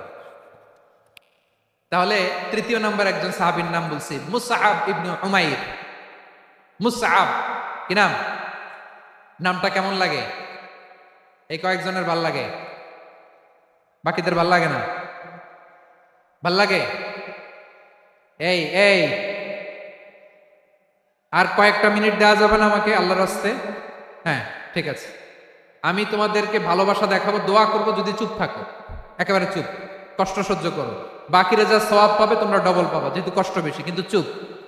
3 নম্বর সাহাবীর নাম মুসআব। এই ধাক্কাধাক্কি কেন? ধাক্কাধাক্কি কেন রে ভাই? না না না, এরকম হইলে আসবো না যশোর, আমি আর আসবো না। হয় পিছনে চলে যাও, নাহলে চুপ, ধাক্কাধাক্কি নেই। 3 নম্বর সাহাবীর নাম মুসআব। কি নাম? He was the first ambassador in Islam. ইসলামের প্রথম ডিপ্লোমাট, প্রথম কূটনৈতিক, ইসলামের প্রথম কূটনৈতিক, ইসলামের প্রথম ডিপ্লোমাট, প্রথম অ্যাম্বাসেডর মুসআব ইবনে উমাইর, মক্কার তরুণ যুবক। উনি পারফিউম লাগাইলে মানুষ দেখলেই বুঝতো এটা মুসআব লাগাইছে। এমন ড্যাশিং ফেসের ছিল, এমন স্মার্ট ড্যাশিং ফেস, এমন পার্সোনালিটির মানুষ ছিল মুসআব রাদিয়াল্লাহু তাআলা। কারণ যিনি ইসলামের স্পোকম্যান হবেন, মুখপাত্র হবেন, তার স্মার্ট হওয়ার দরকার আছে না নাই? আকাবার প্রথম শপথ যখন হলো, তাদের সাথে বিষ্ণু ইসা ইসলাম মদিনাতে একজন মুখপাত্র পাঠালেন, ডিপ্লোমাটকে পাঠালেন, অ্যাম্বাসেডর অফ ইসলাম। তিনি হচ্ছেন মুসআব ইবনে উমাইর। পড়েন সুবহানাল্লাহ। বিশ্বনবী দেখলেন সে অনেক স্মার্ট, তার ডেডিকেশন আছে, সিনসিয়ারিটি আছে, এবং মদিনায় যে আউস খাজরাজ গোত্রের নেতাদের সাথে ডিল করতে হবে, ইহুদিদের সাথে ডিল করতে হবে, ওখানে একজন পাক্কা জানু খেলোয়াড়ের দরকার আছে না নাই? মুসআব ইবনে উমাইর রাদিয়াল্লাহু তাআলা আনহু, ওনাকে বিষ্ণু ইসা ইসলাম চুজ করলেন। এবং বিষ্ণু ইসা ইসলামের এই চুজিংটা, এই সিলেকশনটা এত সুন্দর ছিল, তিনি মদিনাতে যে বিশ্বনবী আসার আগেই মদিনার জমিনকে তিনি উর্বর করে ফেলছেন। প্রতিটা ঘরে ঘরে কালিমার দাওয়াত তিনি পৌঁছায় দিচ্ছেন। জুমার বিধান নাজিল হয়েছে, কিন্তু মক্কায় পরিবেশ নাই জুমা পালনের। বিষ্ণু ইসা ইসলাম একজনকে দিয়ে খবর পাঠালেন, যাও মদিনায় মুসাবকে যে বলো, মুসাব তো আমার শিক্ষক, আমার স্পোকম্যান, মদিনাতে যেন তারা জুমা কায়েম করে। বিশ্বনবীর আগেই মুসাব মদিনার মুসলিমদেরকে নিয়ে মদিনায় প্রথম জুমা কায়েম করে ফেলছে। কোন সুবহানাল্লাহ। ডিপ্লোমাটদের কেমন হইতে হয়, অ্যাম্বাসেডারের কেমন হইতে হয়, মুসআব রাদিয়াল্লাহু তাআলা আনহুর কাছ থেকে শিখে নাও। মুসআব নামটা কেমন লাগে? যশোর যাদের সন্তান হবে, ছেলে সন্তান, আমার রাস্তায় পাইলে সবাই জিজ্ঞেস করে, হুজুর একটা নাম দেন, আমার ছেলে হবে। যশোরবাসীর জন্য আমি একটা নাম দিয়ে দিলাম, নাম রাখতে হবে মুসআব। কি নাম? নামটা যাদের ভাল লাগে, ছেলে সন্তান অনাগত আসবে, মনে চাইলে নাম রেখে দিবেন মুসআব রাদিয়াল্লাহু তাআলা আনহুর নামে মুসআব। তাহলে মুসআব রাদিয়াল্লাহু তাআলা আনহুকে বিশ্বনবী ল্যাঙ্গুয়েজ শিখান নাই, সফট স্কিল শিখান নাই। যায়েদ রাদিয়াল্লাহু তিনি হিব্রু ল্যাঙ্গুয়েজ শিখেছেন, সুরিয়ানি শিখেছেন, কিন্তু মুসআবকে তিনি বানিয়েছেন the spokesman of Islam, the first diplomat, the ambassador of Islam. সুবহানাল্লাহ পড়বেন না? আব্দুল্লাহ ইবনে আব্বাস রাদিয়াল্লাহু তাআলা আনহু বিশ্বনবীর কাজিন, চাচাতো ভাই। আবার মাইমুনা রাদিয়াল্লাহু তাআলা আনহু, মাইমুনা নবীর স্ত্রী, তিনি ছিলেন আব্দুল্লাহর আপন খালা। তো নবীর বউ যদি ওনার খালা হয়, নবী তার কি? বুঝে নাই, নবী তার কি? খালু। তাহলে সম্পর্ক অনেক গভীর, কাজিন আবার খালু। ছোট্ট মানুষ, তাই রাতে মাঝে মাঝে ঘরে থাকতো। বিশ্বনবী দেখলেন আব্দুল্লাহ যেহেতু আমার ঘরে ঢুকতে পারে, আব্দুল্লাহরে এই উম্মতের বড় শিক্ষাবিদ বানাইতে হবে। কথা বোঝে নাই? আব্দুল্লাহকে কি বানাইতে হবে? শিক্ষাবিদ, এডুকেটর অফ দিস উম্মাহ, এই উম্মার শিক্ষাবিদ বানাইতে হবে। তাই আব্দুল্লাহ ইবনে আব্বাসকে বিশ্বনবী হাতে কলমে শিক্ষা দিয়েছেন। আহারে, আর এরপরে যে কি ভাষা আসবে তোমাদের জন্য আমার মুখ থেকে আমি নিজেও জানি না। 1 ঘন্টা যাবত ধাক্কা ধাক্কি মারামারি, তো আসতে বলছে কে তোমাকে? পেছনে চলে যাও, জায়গা না পেলে। পুরো প্রোগ্রামটাই নষ্ট করে দিও।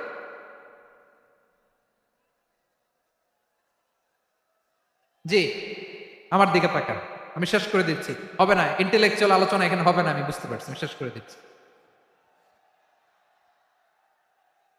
আব্দুল্লাহ ইবনে আব্বাস রাদিয়াল্লাহু তাআলা আনহু, মনোযোগ দিয়ে কয়েকটা মিনিট শুনুন, আমি এখনই শেষ করে দিচ্ছি, এরপর আওয়াজ করবে। এই যে এগুলো কি আমি বুঝলাম না। আমি বললাম না সব করা যাবে, বসে যাও, শুয়ে যাও, চলে যাও, আওয়াজ করা যাবে না। অন্যকে বসো এটাও বলার দরকার নেই, জাস্ট এদিকে তাকাও। আল্লাহ। আব্দুল্লাহ ইবনে আব্বাস রাদিয়াল্লাহু তাআলা আনহু, ওনাকে বিশ্বনবী হাতে কলমে শিক্ষা দিয়েছেন, যেহেতু উম্মতের শিক্ষাবিদ হবে, এডুকেটর হবে। তো বিশ্বনবী রাতে যখন তাহাজ্জুদ পড়তেন, ছোট্ট আব্দুল্লাহ ঘরে থাকতো। বুঝতে পেরেছেন? ছোট্ট মানুষ তো ঘরে থাকতো। তো বিশ্বনবী তাহাজ্জুদের জন্য একবার দাঁড়িয়েছেন, ছোট্ট আব্দুল্লাহ ওযু করে দাঁড়াইছে। আচ্ছা বলেন তো, ইমাম আর মুসল্লি মোট যদি 2 জন হয়, একজন ইমাম একজন মুসল্লি, তো মুসল্লি ইমামের কোন দিকে দাঁড়াবে? ডানে দাঁড়াবে। ছোট্ট আব্দুল্লাহ বুঝে নাই, বিশ্বনবী তাহাজ্জুদ শুরু করেছেন, উনি একতেদা করছেন আর দাঁড়াইছেন বায়ে। কোথায় দাঁড়িয়েছেন?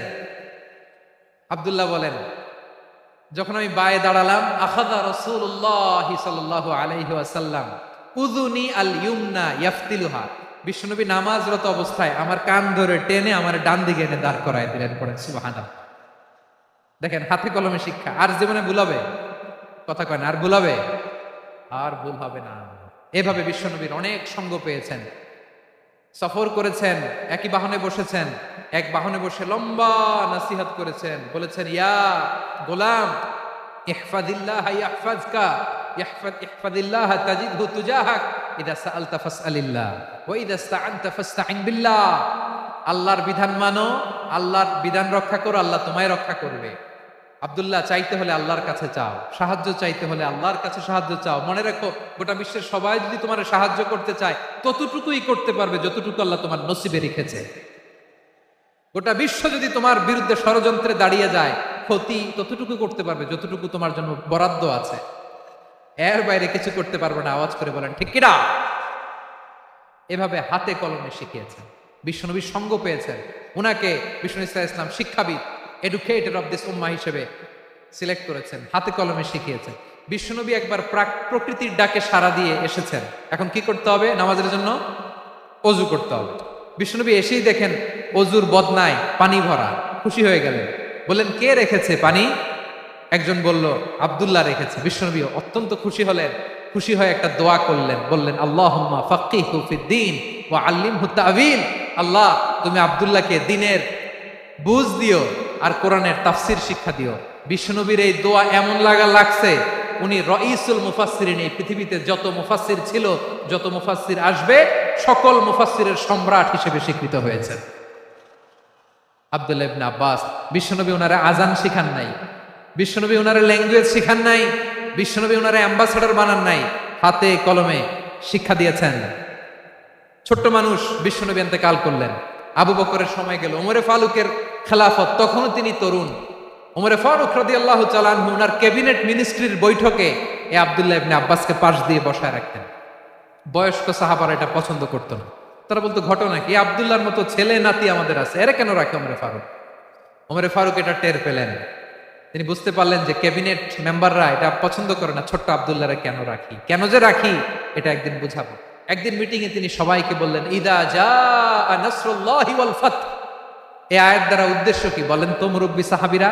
এক সাহাবী বলেন, এই সূরা দ্বারা উদ্দেশ্য, আল্লাহ বলেছেন আমাদেরকে বিভিন্ন ল্যান্ড, বিভিন্ন এলাকা বিজয় করতে হবে। ওমরে ফারুক বললেন, না, হয়নি। আরেকজন বললেন, বিজয় হওয়ার পর আমাদের বেশি বেশি আল্লাহর বরত্বের ঘোষণা দিতে হবে, এটা উদ্দেশ্য। ওমরে ফারুক বললেন, না, হয় নাই। যারা জিজ্ঞেস করেন কেউ পারে না। সব শেষে বিশ্বনবী ছোট্ট আব্দুল্লাহরে বলেন, আব্দুল্লাহ, ইদা জাআ নাসরুল্লাহি ওয়াল ফাত, এর দ্বারা উদ্দেশ্য কি বলো তো? ছোট্ট আব্দুল্লাহ বলেন, হুয়া আজালু রাসূলিল্লাহ। এই আয়াত দ্বারা বিশ্বনবীর বিদায়কে উদ্দেশ্য নেওয়া হয়েছে। ওমরে ফারুক বললেন, হাযা হুয়া, এটাই তো সঠিক উত্তর, এটাই সঠিক তাফসীর এই আয়াতের। কারণ ইদা জাআ নাসরুল্লাহি ওয়াল ফাত, যখন আল্লাহর সাহায্য আর বিজয় আসবে, ওয়ারাআইতান নাসা ইয়াদখুলুনা ফি দীনিল্লাহি আফওয়াজা, আপনি দেখবেন দলে দলে, ঢলে ঢলে, বানের পানির মতো মানুষ ইসলামের দিকে ঢুকতেছে। ইসলামের বিজয় হয়েছে। তো ইসলামের বিজয়ের মিশন নিয়ে নবী আসছে। বিজয়ী যখন হয়ে গেছে, এখন তো নবীর বিদায় হবে। জোরে বলেন ঠিক কিনা? কোন সাহাবী এই সূক্ষ্ম কথাটা ধরতে পারে নাই, ওই আব্দুল্লাহ ছাড়া। আব্দুল্লাহ যখন উত্তর দিছে, সব সাহাবীদের টনক নড়েছে। এরপর থেকে কোন ক্যাবিনেট মিটিং এ আর কোন সাহাবারা কোনো প্রশ্ন করে নাই। আওয়াজ করে পড়েন সুবহানাল্লাহ। বিশ্বনবী আব্দুল্লাহ ইবনে আব্বাসকে দ্য এডুকেটর অফ দ্য উম্মাহ, উম্মার শিক্ষাবিদ হিসেবে গ্রহণ করেছেন। আওয়াজ করে পড়তে হবে আল্লাহু আকবার। সাহাবীদের নামগুলো মনে থাকবে? এক নম্বরে আবু মাহজুরা, মুয়াজ্জিন বানাইছেন। যায়েদ ইবনে সাবিত, দোভাষী, ট্রান্সলেটর অফ প্রফেট, এবং তিনি ছিলেন বিশ্বনবীর ব্যক্তিগত সচিব। মুসআব ইবনে Umair, the first ambassador and diplomat of Islam. Abdullah ইবনে আব্বাস, এই উম্মার সবচেয়ে বড় এডুকেটর, শিক্ষাবিদ। আরেকজন ছিল আব্দুল্লাহ ইবনে মাসউদ রাদিয়াল্লাহু তাআলা। দুই আব্দুল্লাহ, আব্বাস গেল, আরেকজন হচ্ছে মাসউদ। মক্কার তরুণ, ছাগল পালতো মুশরিকের। বিশ্বনবী আর আবু বকর রাদিয়াল্লাহু তাআলা আনহু একবার গেলেন, যে দেখে এই তরুণ দাঁড়ায় আছে। বিশ্বনবী বলেন, আমি খুব ক্ষুধার্ত, তোমার কাছে কি দুধ আছে ছাগলের? আব্দুল্লাহ আছে, ওয়ালাকিন আনা মু'তামান, যে দুধ আছে এটা আমানতের, আমি দিতে পারবো না। বিশ্বনবী এইটা শুনে তার টার্গেট করে ফেলছে। আনা মু'তামান, দুধ আছে, কিন্তু এটা আমার মালিকের, আমি তো দরদ দেখাই আমার মালিকের দুধ, আপনি পথিক, আপনারা দিতে পারি না। বিশ্বনবী টার্গেট করে ফেলছেন, এরে আমার কাজে লাগাইতে হবে। বিশ্বনবী বললেন, আচ্ছা ঠিক আছে, দুধ দিও না, কিন্তু এমন ছাগি আছে কিনা যেই ছাগির সাথে কোনো ছাগলের মিলন হয় নাই, তার ওলানে দুধও আসে নাই, বাচ্চাও নাই, এরকম ছাগির থেকে যদি আমি দুধ খাই তাহলে তো সমস্যা নাই। বলতেছে এরকম ছাগির থেকে দুধ খাইলে সমস্যা নাই, কারণ এরকম ছাগির ওলান থেকে দুধ আসবেও না। বলতেছে ঠিক আছে, এরকম একটা ছাগি নিয়ে আস। নিয়ে আসা হলো। বিশ্বনবী বিসমিল্লাহ বলে ওই ছাগির ওলানে হাত দিলেন। হাত দিতে দেরি, পুরো ওলানটা দুধে ভরে যেতে দেরি হয় না। বিশ্বনবী আর আবু বকর রাদিয়াল্লাহু তাআলা আনহু দহন করে পেট ভরে খেলেন। এই দৃশ্য আব্দুল্লাহ ইবনে মাসউদের হৃদয়ে দাগ কাটলো। এই মুজিজা দেখে তিনি বললেন, আশহাদু আল্লা ইলাহা ইল্লাল্লাহ ওয়া আশহাদু আন্না মুহাম্মাদুর রাসূলুল্লাহ। তিনি ষষ্ঠ মুসলিম ছিলেন, 6 নম্বর মুসলমান। ওনাকে টার্গেট করে বিশ্বনবী দেখলেন এমন ইন্টেলেকচুয়াল ব্রেন, উনি সূক্ষ্ম সূক্ষ্ম জিনিস বুঝে বেশি, ফিকহি জ্ঞান ওনার মধ্যে বেশি। বিশ্বনবী ওনাকে কোরআনের জ্ঞান শিক্ষা দিতে লাগলেন। উনি বিশ্বনবী সবার কাছে কোরআন শোনায়, কিন্তু বিশ্বনবী নিজে আব্দুল্লাহ ইবনে মাসউদের কাছ থেকে কোরআন শুনতো। বিশ্বনবী একবার বললেন, ইকরা আলাইয়া ইয়া মাসউদ। ইবনে মাসউদ একবার শোনাও তো কোরআন দেখি। আব্দুল্লাহ ইবনে মাসউদ বলে, আকরাউ আলাইকা ওয়া আলাইকা উনজিল। নবী, আপনার উপর কোরআন নাজিল হয় আর আমি আপনার সামনে কোরআন পড়ব। বিশ্বনবী বললেন, ইন্নী উহিব্বু আন আসমাআহু মিন গায়রি। আমি নিজে পড়তে যেমনি ভালোবাসি, অন্যে পড়ুক আমি শুনবো, এটাও আমি ভালোবাসি। সূরা নিসা তিনি তেলাওয়াত করে শুনিয়েছেন। এমন সূক্ষ্ম সূক্ষ্ম বিষয় বিশ্বনবী উনাকে ধরিয়ে দিয়েছেন। উনি হয়ে গিয়েছেন, আব্দুল্লাহ ইবনে আব্বাস হয়েছেন রাইসুল মুফাসসিরিন, উনি হয়ে গিয়েছেন ফাকিহুল উম্মাহ। উনার চাইতে বড় ফকি এই পৃথিবী আর দেখবে না। চিল্লায়া বলেন সুবহানাল্লাহ। উনি বলতেন, ওয়াল্লাহি ওয়াল্লাহি ইল্লাযী লা ইলাহা গায়রু মা উনজিলাত সূরাতুন ইল্লা ওয়া আনা আ'লামু আইনা উনজিলাত ওয়া ফীমা উনজিলাত। বিশ্বনবী এমন ভাবে কোরআনের দার্স আমাকে দিয়েছেন, কোরআনে যত সূরা নাজিল হয়েছে, যেখানে নাজিল হোক না কেন আমি জানি এটা কোথায় নাজিল হয়েছে এবং কোন প্রেক্ষাপটে নাজিল হয়েছে। এমন একটা সূরা নাই যে সূরার কোথায় নাজিল হয়েছে আমি মাসুদের জানা নাই, কোন প্রেক্ষাপটে নাজিল হয়েছে আমার জানা নাই। এরকম ঘটবে না। চিল্লায় বলেন আল্লাহু আকবার। এই আব্দুল্লাহ ইবনে মাসউদ রাদিয়াল্লাহু তাআলা ওমর ফারুকের সময় কুফার চিফ জাস্টিস ছিলেন। কুফা নগরীর চিফ জাস্টিস। চিফ জাস্টিস বুঝেন নাই? বিচারপতি। কি ছিলেন? সবাই বলে নাই কি ছিলেন? বিচারপতি ছিলেন। এবং ওনার যে ফিকহি জ্ঞানের ধারা, এটাই আলকামা, ইব্রাহিম আন-নাখাই, হাম্মাদ ইবনে সুলাইমান হয়ে ইমাম আবু হানিফা পর্যন্ত পৌঁছেছে। এবং ওনার ফিকহি জ্ঞানের ধারাই হানাফি মাযহাবে অ্যাকসেপ্ট হয়েছে। আজও এগুলো হানাফি মাযহাবে চর্চিত হয়। হানাফি মাযহাবের সব ফিক আব্দুল্লাহ ইবনে মাসউদের ফিকহি জ্ঞানের ধারা থেকে নেওয়া হয়েছে। চিল্লায় পড়েন সুবহানাল্লাহ। তাহলে উনাকে বিশ্বনবী বানিয়েছেন জুরিস্ট, আইনবিদ, ফকিহ। উনারে আজান শিখান নাই।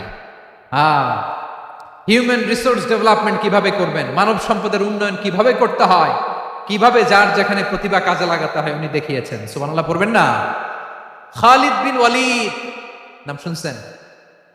কে কে শোনেন নাই? হাত তোলেন। কি ছিলেন? বীর যোদ্ধা ছিলেন খালিদ বিন ওয়ালিদ। কিন্তু তিনি ইসলাম ধর্ম গ্রহণ করেছেন অনেক দেরিতে, 8ম হিজরিতে। তার মানে 8ম হিজরির আগে উনি মুশরিকদের পক্ষে লড়াই করেছেন।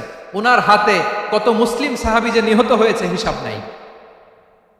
বিশ্বনবী টার্গেট করে রাখছে, তুমি আমাদের মুসলিমদের এত ক্ষতি করলা, তুমি যখন মুসলমান হবা তোমার দিয়ে আমি এমন কাম করামু যে এটা আর কেউ করতে পারবে না। সুবহানাল্লাহ নাই?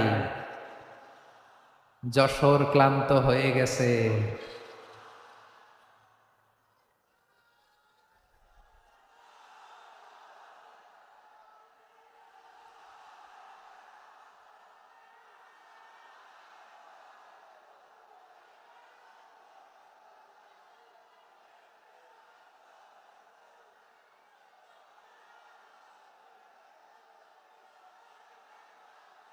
মাশাআল্লাহ, বসুন বসুন বসুন। খালিদ বিন ওয়ালিদ রাদিয়াল্লাহু তাআলা 8ম হিজরিতে মুসলিম হয়েছেন, মক্কা বিজয়ের আগে। তো মক্কা বিজয়ের আগে যখন মুসলিম হয়েছেন, এর আগে কি করছেন? কাফিরদের সাথে যুদ্ধ করেছেন। উনি উহুদের যুদ্ধে মুসলমানদের যে পরাজয় ভাব, কঠিন পরিস্থিতির মুখোমুখি উনার কারণে পেছন থেকে এমন আতর্কিত আক্রমণ করেছেন, মুসলমানদেরকে কচুকাটা করেছেন। অষ্টম হিজরিতে আল্লাহ তাআলা হেদায়েতের নূর দিয়ে ওনার হৃদয়টাকে উজালা করে দিলেন। লা ইলাহা এটা এমন বাণী যার হৃদয়ে একবার টাচ খাবে এইটা থেকে সে আর পালিয়ে বেড়াতে পারে। ঝিনুকের ভেতর লুকিয়ে থাকে যেমন মতি, ঝিনুকের ভেতর লুকিয়ে থাকে যেমন মতি, কলমা শাহাদাতে আছে আল্লাহর জ্যোতি, কলমা শাহাদাতে আছে আল্লাহর জ্যোতি। ঠিক কিনা বলেন? মক্কা বিজয়ের আগে মুসলিম হলেন, হওয়ার পরে বিশ্বনবীর টার্গেট ফুলফিল হলো। ওই যে টার্গেট করে রেখেছেন আর দোয়া করেছেন, খালিদ বিন ওয়ালিদ যদি মুসলিম হয় তাকে আমি মিলিটারি চিফ বানাবো। ওনাকে আজান শিখান নাই, ওনার কান ধইরা নামাজের এই মাথা থেকে ওই মাথা আনান নাই, ফিকহি কোরআনের সূক্ষ্ম তাফসীর ওনারে শিখান নাই, অ্যাম্বাসেডর বানান নাই। বিষ্ণু ইসলাম ওনাকে সামরিক অভিযানে প্রেরণ করেছেন। সামরিক অভিযানে তিনি প্রেরণ করেছেন। উনার জীবদ্দশায় উনার নেতৃত্বে যতগুলো যুদ্ধ হয়েছে একটা যুদ্ধেও তিনি পরাজয় বরণ করেন নাই। ওমরে ফারুকের সময়কালে তিনি চিফ অফ মুসলিম মিলিটারি মানে মুসলিম সেনাপতি হয়েছেন। যশোর আওয়াজ করো, ঠিক কিনা বলো? সেনাপতি, মুসলিম সেনাপতি। তাহলে কিভাবে হিউম্যান রিসোর্স ব্যবহার করতে হয় গোটা বিশ্ব আমার নবীর কাছ থেকে শিখে না। খালিদ বিন ওয়ালিদ, ওনাকে বিশ্বনবী একটা উপাধি দিয়েছেন। উপাধিটা হচ্ছে সাইফুল্লাহিল মাসলুল, আল্লাহর নাঙ্গা তরবারি, আল্লাহর খোলা তরবারি, দ্য ওপেন সোর্ড অফ আল্লাহ। খালিদ বিন ওয়ালিদ মুসলিম সেনাপতি। হাসান বিন সাবেত নাম শুনছেন? দেখি উনি কি ছিল বলেন। রাসূলের সভা কবি, কালচারাল হিজিমনিকে ডিফিট করার জন্য। উনি ভালো অস্ত্র চালানো জানতেন না, ওই কাজে উনি যেতেন না। উনার ছিল কাব্য প্রতিভা। কাব্য প্রতিভা, কাফিররা কবিতা দিয়ে নবীকে গালি দিত। বিশ্বনবী বলতেন, ইয়া হাসান আজিব আন রাসূলিল্লাহ, তুমি নবীর হয়ে কাফেরদের এই কথাগুলোর জবাব দাও। বিশ্বনবীর একটা মিম্বার ছিল। বিশ্বনবীর মিম্বারের পাশাপাশি মসজিদে নববীতে এই হাসান বিন সাবেতের জন্য বিশ্বনবী একটা স্পেশাল মিম্বার বানিয়ে দিয়েছেন। এখান থেকে তুমি জবাব দাও। এবং বিশ্বনবী বলেছেন, আল্লাহুম্মা আইয়িদহু বিরূহিল কুদুস। আল্লাহ, হাসান আমার পক্ষে জবাব দেয়, তুমি জিব্রাইল মারফত তাকে সাহায্য পাঠায়া দিও। রাসূল সাল্লাল্লাহু আলাইহি ওয়াসাল্লামের সভা কবি, the poet of the prophet, নবীর কবি। উনি কবিতা দিয়ে এমন উচ্চাঙ্গের ভাষায় কবিতা দিয়ে তিনি জবাব দিতেন, কাফিরদের গা শিহরে যেত, তাদের হৃদয়ে আগুন ধরে যেত। তাহলে এরকম কবিরও দরকার আছে না নাই? এখন যাকে আল্লাহ দিছে কাব্য প্রতিভা, এরা যদি আপনি যুদ্ধের ময়দানে পাঠান হবে? যারে দিছে সুরেলা গলা, এরা যদি অ্যাম্বাসেডর বানান হবে না। হাসান বিন সাবিত ছিলেন বিষ্ণু ইসলামের কবি। হুযায়ফা ইবনুল ইয়ামান বিশ্বনবীর গোয়েন্দা বিভাগের প্রধান। কিসের প্রধান? হুযায়ফা ইবনুল ইয়ামান। ওনার ছিল ডিটেকটিভ মাইন্ড, ডিটেকটিভ মাইন্ড, গোয়েন্দা বিভাগের প্রধান। এবং উনি হচ্ছেন সাহিবু সিররি রাসূলিল্লাহ, রাসূল সাল্লাল্লাহু আলাইহি ওয়াসাল্লামের গোপন তথ্যের ধারক বাহক। নবীর যেই কথা কেউ জানে না সব হুযায়ফার পেটের ভিতরে ছিল। সুবহানাল্লাহ পড়েন। মদিনার যত ইহুদিদের একটা লিস্ট ছিল, এই লিস্ট শুধু দুইজন জানতো, বিশ্বনবী আর হুযায়ফা। সুবহানাল্লাহ পড়বেন না? তাহলে ওনাকে কোন দায়িত্ব দিছে? কোন বিভাগ? যশোর আওয়াজ করো, কোন বিভাগ? গোয়েন্দা বিভাগের হেড ছিল। খন্দকের যুদ্ধে প্রচন্ড আজকের মতো শৈত্য প্রবাহ, মাটি খনন করতে করতে সাহাবীদের পেটে ক্ষুধা নাই, দাঁড়াইতে পারে না নামাজের জন্য, এত ক্লান্ত, ক্ষুধা, ক্লান্ত, শ্রান্ত। বিশ্বনবী বললেন, কে আছো? এই কঠিন শীত, এই ভয় আর ক্ষুধার মধ্যেও খন্দকের পরীক্ষার টপকে শত্রু শিবিরে যে আমাকে তথ্য দিবা, কে আছো? কারো গায়ে শক্তিই নাই যে দাঁড়াবে, কেউ দাঁড়ায় না। বিশ্বনবী তখন নিজে হুযায়ফাকে ডাক দিলেন, হুযায়ফা, যে আমাকে আজকে শত্রু শিবিরের তথ্য এনে দিবে সে জান্নাতে আমার মোরাফাকা, আমার সঙ্গী হবে। হুযায়ফা রাদিয়াল্লাহু ইবনুল ইয়ামান জীবনের ঝুঁকি নিয়ে এই ক্ষুধা, শৈত্য প্রবাহ, কোল্ড ওয়েভসকে উপেক্ষা করে পরীক্ষা টপকে শত্রু শিবিরে যে সবার কথাগুলো চুপে চুপে শুনে বিশ্বনবীর দরবারে এসে গোয়েন্দাদের মতো তথ্য সরবরাহ করেছে। বিশ্বনবীর গোয়েন্দা বিভাগের প্রধান হুযায়ফা ইবনুল ইয়ামান ইন্টেলিজেন্স বিভাগ চালাতেন। মুনাফিকদের নাম ওনার কাছে ছিল। মুআয ইবনে জাবাল মদিনা রাষ্ট্রের সবচেয়ে সিনিয়র আমলা ছিলেন। আমলাতন্ত্র চিনেন তো? প্রশাসনিক কাজ যারা চালায়, অ্যাডমিনিস্ট্রেশন বোঝেন না? The department of administration. মদিনার রাষ্ট্রের সিনিয়র আমলা মুআয ইবনে জাবাল মুতাখাসসিসুন ফিল হালাল ওয়াল হারাম, হালাল হারামের স্পেশালিস্ট ছিলেন। বিশ্বনবী উনাকে ইয়ামানের গভর্নর করে পাঠাইছেন। বলেছেন, ইন্নাকা তা'তি কওমান আহলা কিতাব, এমন গোষ্ঠীর কাছে যাবা ইহুদি নাসারা, আগে শাহাদা পড়লে এরপরে নামাজের দাওয়াত দিও, নামাজ পড়লে যাকাতের দাওয়াত দিও। গভর্নরের অ্যাটিটিউড যেমন থাকে তেমন অ্যাটিটিউড ধরে রেখো। সুবহানাল্লাহ পড়েন। তাহলে মুআয ইবনে জাবালকে দিয়ে বিশ্বনবী কবিতা লেখায় নাই, চিঠি লেখায় নাই, আজান গাওয়ায় নাই। সুবহানাল্লাহ পড়বেন না? সব শেষ সাহাবী বলি আবু হুরায়রা রাদিয়াল্লাহু তাআলা আনহু। নাম শুনছেন? বিড়ালের বাবা। কি করতেন? খালি হাদিস মুখস্থ করতেন। উনি বলতেন, আলজামু রাসূলুল্লাহ আলা মিল ইবাতনি, আমার শুধু পেটের ক্ষুধার বন্দোবস্ত হইলে আমি নবীর সঙ্গ ছাড়তাম না।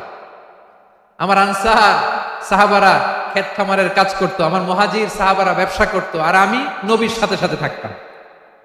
শুধু সকাল বিকাল দুই বেলা যদি আমার খাবারের বন্দোবস্ত হয়, আমি আর নবীর লক ছাড়ি না। সুবহানাল্লাহ কইবেন না? 5374টা হাদিস তিনি বর্ণনা করেছেন। সবচেয়ে বেশি হাদিস বর্ণনাকারী সাহাবী। হাদিস প্রিজার্ভেশনের কাজে বিশ্বনবী ওনাকে কাজে লাগিয়েছেন। উনি একদিন বলেন, ইয়া রাসূলুল্লাহ আসমাউ মিনকা কাসীরান ফালা আহফাজু, নবী অনেক কথা শুনি আমার মনে থাকে না। বিষ্ণু বললেন, তাই? উবসুত রিদাক, তোমার চাদরটা বিছাও। আবু হুরায়রা বিছালেন, বিশ্বনবী হাত বুলায় দিলেন, এরপরে অনেক হাদিস বর্ণনা করলেন। আবু হুরায়রা বলে, তারপর থেকে বিশ্বনবী যাই বর্ণনা করে আমি শুনি আর একটাও বলি না এখন। সুবহানাল্লাহ। বিশ্বনবী ওনাকে হাদিস প্রিজার্ভেশন, নবীর এই যে লক্ষ্য হাদিস প্রিজার্ভেশনের এই দায়িত্ব দিয়েছেন সাইয়েদনা আবু হুরায়রা রাদিয়াল্লাহু তাআলা আনহুকে।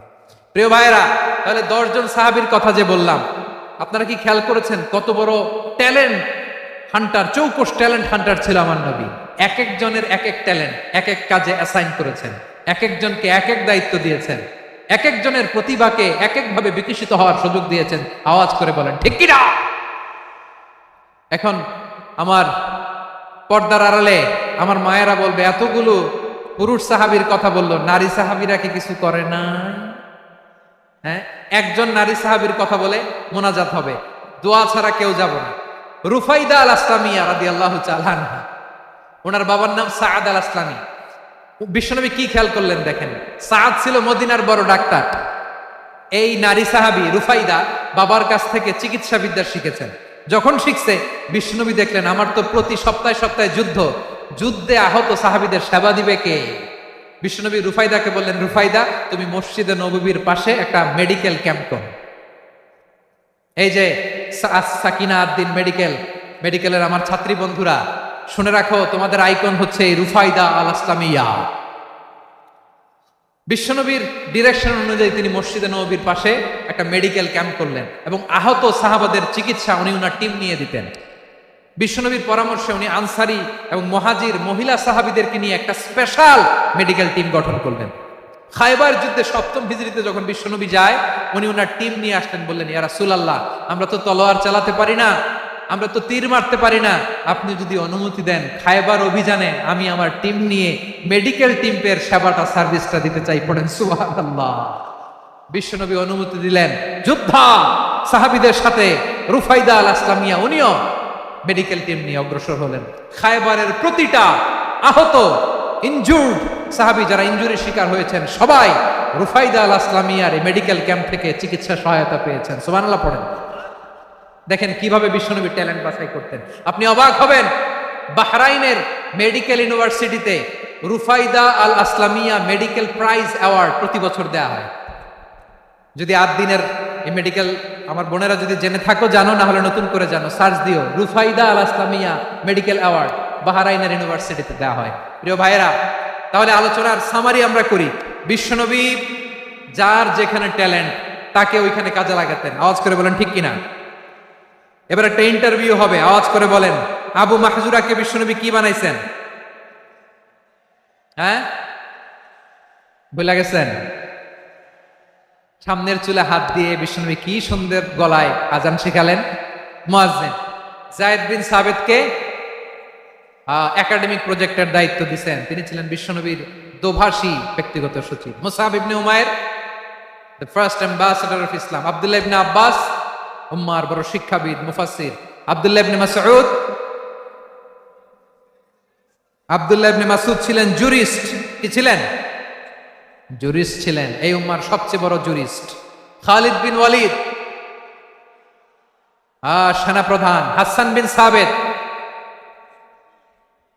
হাসান বিন সাবিত ছিলেন বিশ্বনবীর সভাকবি। কি ছিলেন? বিশ্বনবীর সভাকবি ছিলেন।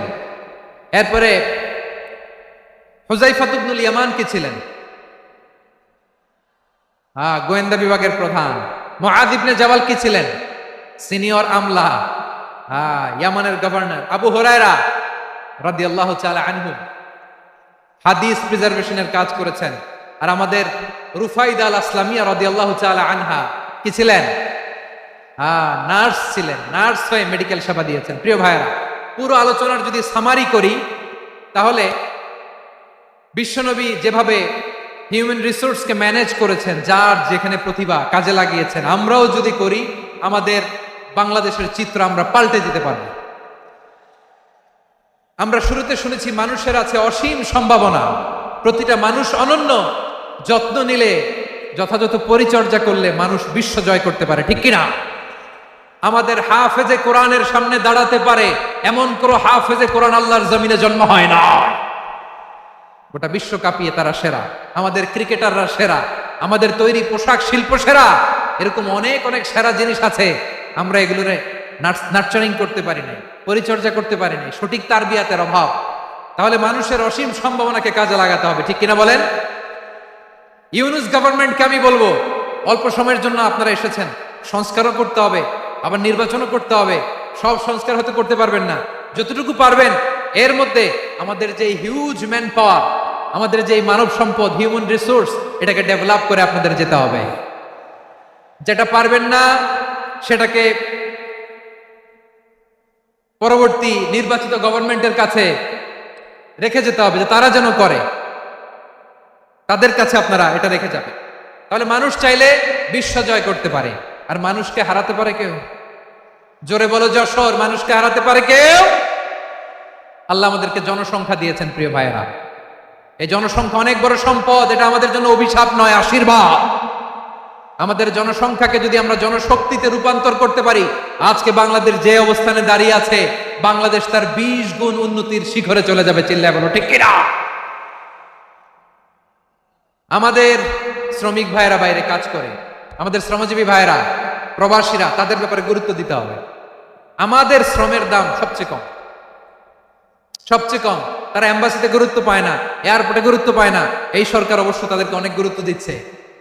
আমাদের অদক্ষ শ্রমিককে যখন আমরা দুবাই পাঠাই, অল্প বেতন পায়, কিন্তু ইন্ডিয়ানরা দক্ষ শ্রমিক পাঠালে তার 3 গুণ বেতন পায়। আমরা আমাদের শ্রমিকদেরকে অদক্ষ ভাবে আর পাঠাতে চাই না, দক্ষ শ্রমিক পাঠিয়ে আমরা রেমিটেন্সের বন্যা বইয়ে দেব। আমাদের শ্রমিকদের পাঠানো রেমিটেন্সের টাকায় সচল থাকে আমার দেশের অর্থনীতির চাকা। তাদেরকে সবচেয়ে গুরুত্ব দিতে হবে। আমরা পেয়েছি ফ্রিডম ফাইটার, মুক্তিযোদ্ধা, আর আমার প্রবাসী ভাইরা হচ্ছে রেমিটেন্স ফাইটার। জোরে বলো ঠিক কিনা? তাহলে আমাদের এই জনশক্তিকে জনসম্পদে ট্রান্সফর্ম করতে হবে, ঠিক কিনা বলেন? সরকার জনগণকে এভাবে পলিশ করতে হবে। মা বাবারা ছেলে মেয়েদের মধ্যে কার কোন যোগ্যতা, তাকে ওইভাবে কাজে লাগাতে হবে। সবার এ প্লাস পাওয়ার কোনো দরকার নেই। আমাদের দেশে একটা টেন্ডেন্সি আছে, পরীক্ষায় এ প্লাস না পাইলে কই তুই কি করলি, পাশের বাড়ির ছেলে এ প্লাস পাইছে, যা ওর পা ধোয়া পানি খা। কি খা? তা আমি ভাবছি যে পা ধোয়া, এ প্লাস পাওয়া ছেলেদের পা ধোয়া পানির একটা পানির ব্র্যান্ড বানাইতে হবে। এরকম লেখা থাকবে, এ প্লাস পাওয়া ছেলেদের পা ধোয়া পানি। খাওয়া নাই, এগুলার খাওয়া নাই। ওরে আল্লাহ এ প্লাস পাওয়ার জন্য বানাইছে, আর আপনার ছেলেকে এই এ প্লাস গুলারে নিয়ন্ত্রণ করার জন্য আল্লাহ বানাইছে। ওকে দিয়ে আল্লাহ কি করবে আপনি জানেনই না। একটা এ প্লাস, একটা এ গ্রেড একটা মানুষের জীবনকে ঠিক করে দিতে পারে না। আপনার ছেলেকে আল্লাহ অন্যদিকে যোগ্যতা দিয়েছে। ওদের মনোবল ভাঙবেন না, খবরদার, খবরদার। ছেলে মেয়েদের মনোবল ভাঙবেন না। যাকে দিয়ে যেটা হবে তাকে দিয়ে সেটা করতে হবে, তার প্রতিভাকে সেভাবে কাজে লাগাতে হবে। তাহলে বাংলাদেশ, আমাদের এই জনসংখ্যা জনসম্পদে রূপান্তরিত হবে। আমাদের সরকারের তত্ত্বাবধানে আমাদের 18 কোটি জনগণ দক্ষ জনশক্তিতে রূপান্তরিত হোক, আমরা চাই কি চাই না? আমরা ভালো মানুষ, শ্রেষ্ঠ মানুষ হতে চাই কি চাই না? ওই জাপানিজদের মতো সৎ, ওই ইউরোপিয়ানদের মতো কালচার, আমাদেরকে আল্লাহ তাআলা কোরআন সুন্নাহ অনেক কিছু দিয়েছেন। যেহেতু বর্তমানে আমরা দেখছি তারা সৎ, তাদের মধ্যে ভ্যালু আছে, সেগুলো আমাদের মধ্যে আনার দরকার আছে না নাই? আর ইসলাম দিয়ে আমাদের জীবনকে সাজাতে হবে, ইসলাম দিয়ে আমার পরিবারকে সাজাতে হবে। ইসলাম থেকে, কোরআন থেকে প্রেসক্রিপশন না নিলে জীবন সুন্দর হবে না। কোরআন থেকে প্রেসক্রিপশন না নিলে সমাজ সুন্দর হবে না। কোরআনের প্রেসক্রিপশন না মানলে রাষ্ট্র সুন্দর হবে না। কোরআনের প্রেসক্রিপশন অ্যাপ্লাই না করলে শুধু দুর্নীতি দমন কমিশন দিয়ে দুর্নীতি বন্ধ করা যাবে না। এজন্য কোরআনের আইন আমরা চাই কি চাই না? প্রিয় ভাইয়েরা, হিউম্যান রিসোর্স ডেভেলপমেন্ট, মানব সম্পদের উন্নয়ন, আমাদের সরকার যেন এদিকে নজর দেয়। আমরা যেন এ ব্যাপারে যত্নবান হয়ে উঠি। যাকে আল্লাহ যে যোগ্যতা দিয়েছে, এই যোগ্যতা দিয়ে আমরা যেন ইসলামের জন্য, দেশের জন্য কাজ করি। আমরা যেন আমাদের স্কিল ডেভেলপ করি, আমাদের পটেনশিয়ালকে ডেভেলপ করি। মোরালিটি, ভ্যালিউজ নিয়ে শাইখ আহমদুল্লাহ আলোচনা করেছেন, এগুলো দিয়ে যেন আমরা আমাদেরকে সাজাই। আল্লাহ তাআলা আমাদের দেশকে তুমি নিরাপদ করো, আমরা পড়ি আমিন। আল্লাহ আমার 18 কোটি জনগণকে তুমি জনশক্তিতে রূপান্তরিত করো, আমিন। আল্লাহ আমরা হাতে হাত রেখে, কাঁধে কাঁধ মিলিয়ে ভাইয়ে ভাইয়ে যেন এই দেশকে গড়তে পারি, আল্লাহ তুমি তৌফিক দান করো, আমরা পড়ি আমিন। আমার প্রিয় মহিউদ্দিন ভাই বলেছেন, হুজুর এমন একটা ঘোষণাপত্র দিয়ে যাবেন আজকের এই ঐতিহাসিক যশোরের প্রোগ্রামে, যেটা গোটা বাংলাদেশে মানুষ এটার উপর আমল করে। আমি যে কথাটা বলেছি এটাই, আসুন আমরা আমাদের জনসংখ্যাকে জনসম্পদে ট্রান্সফর্ম করি। আমাদের জনসংখ্যাকে আমরা যেন জনশক্তিতে রূপান্তরিত করি। জনসংখ্যাকে ট্রান্সফর্ম করে জনশক্তি দিয়ে আমরা যেন আগামীর বাংলাদেশ, স্বাধীন বাংলাদেশ 2.0 কে গড়ে তুলি। আল্লাহ তাআলা আমাদের সবাইকে কথাগুলো বোঝার, আমল করার তৌফিক দান করুন।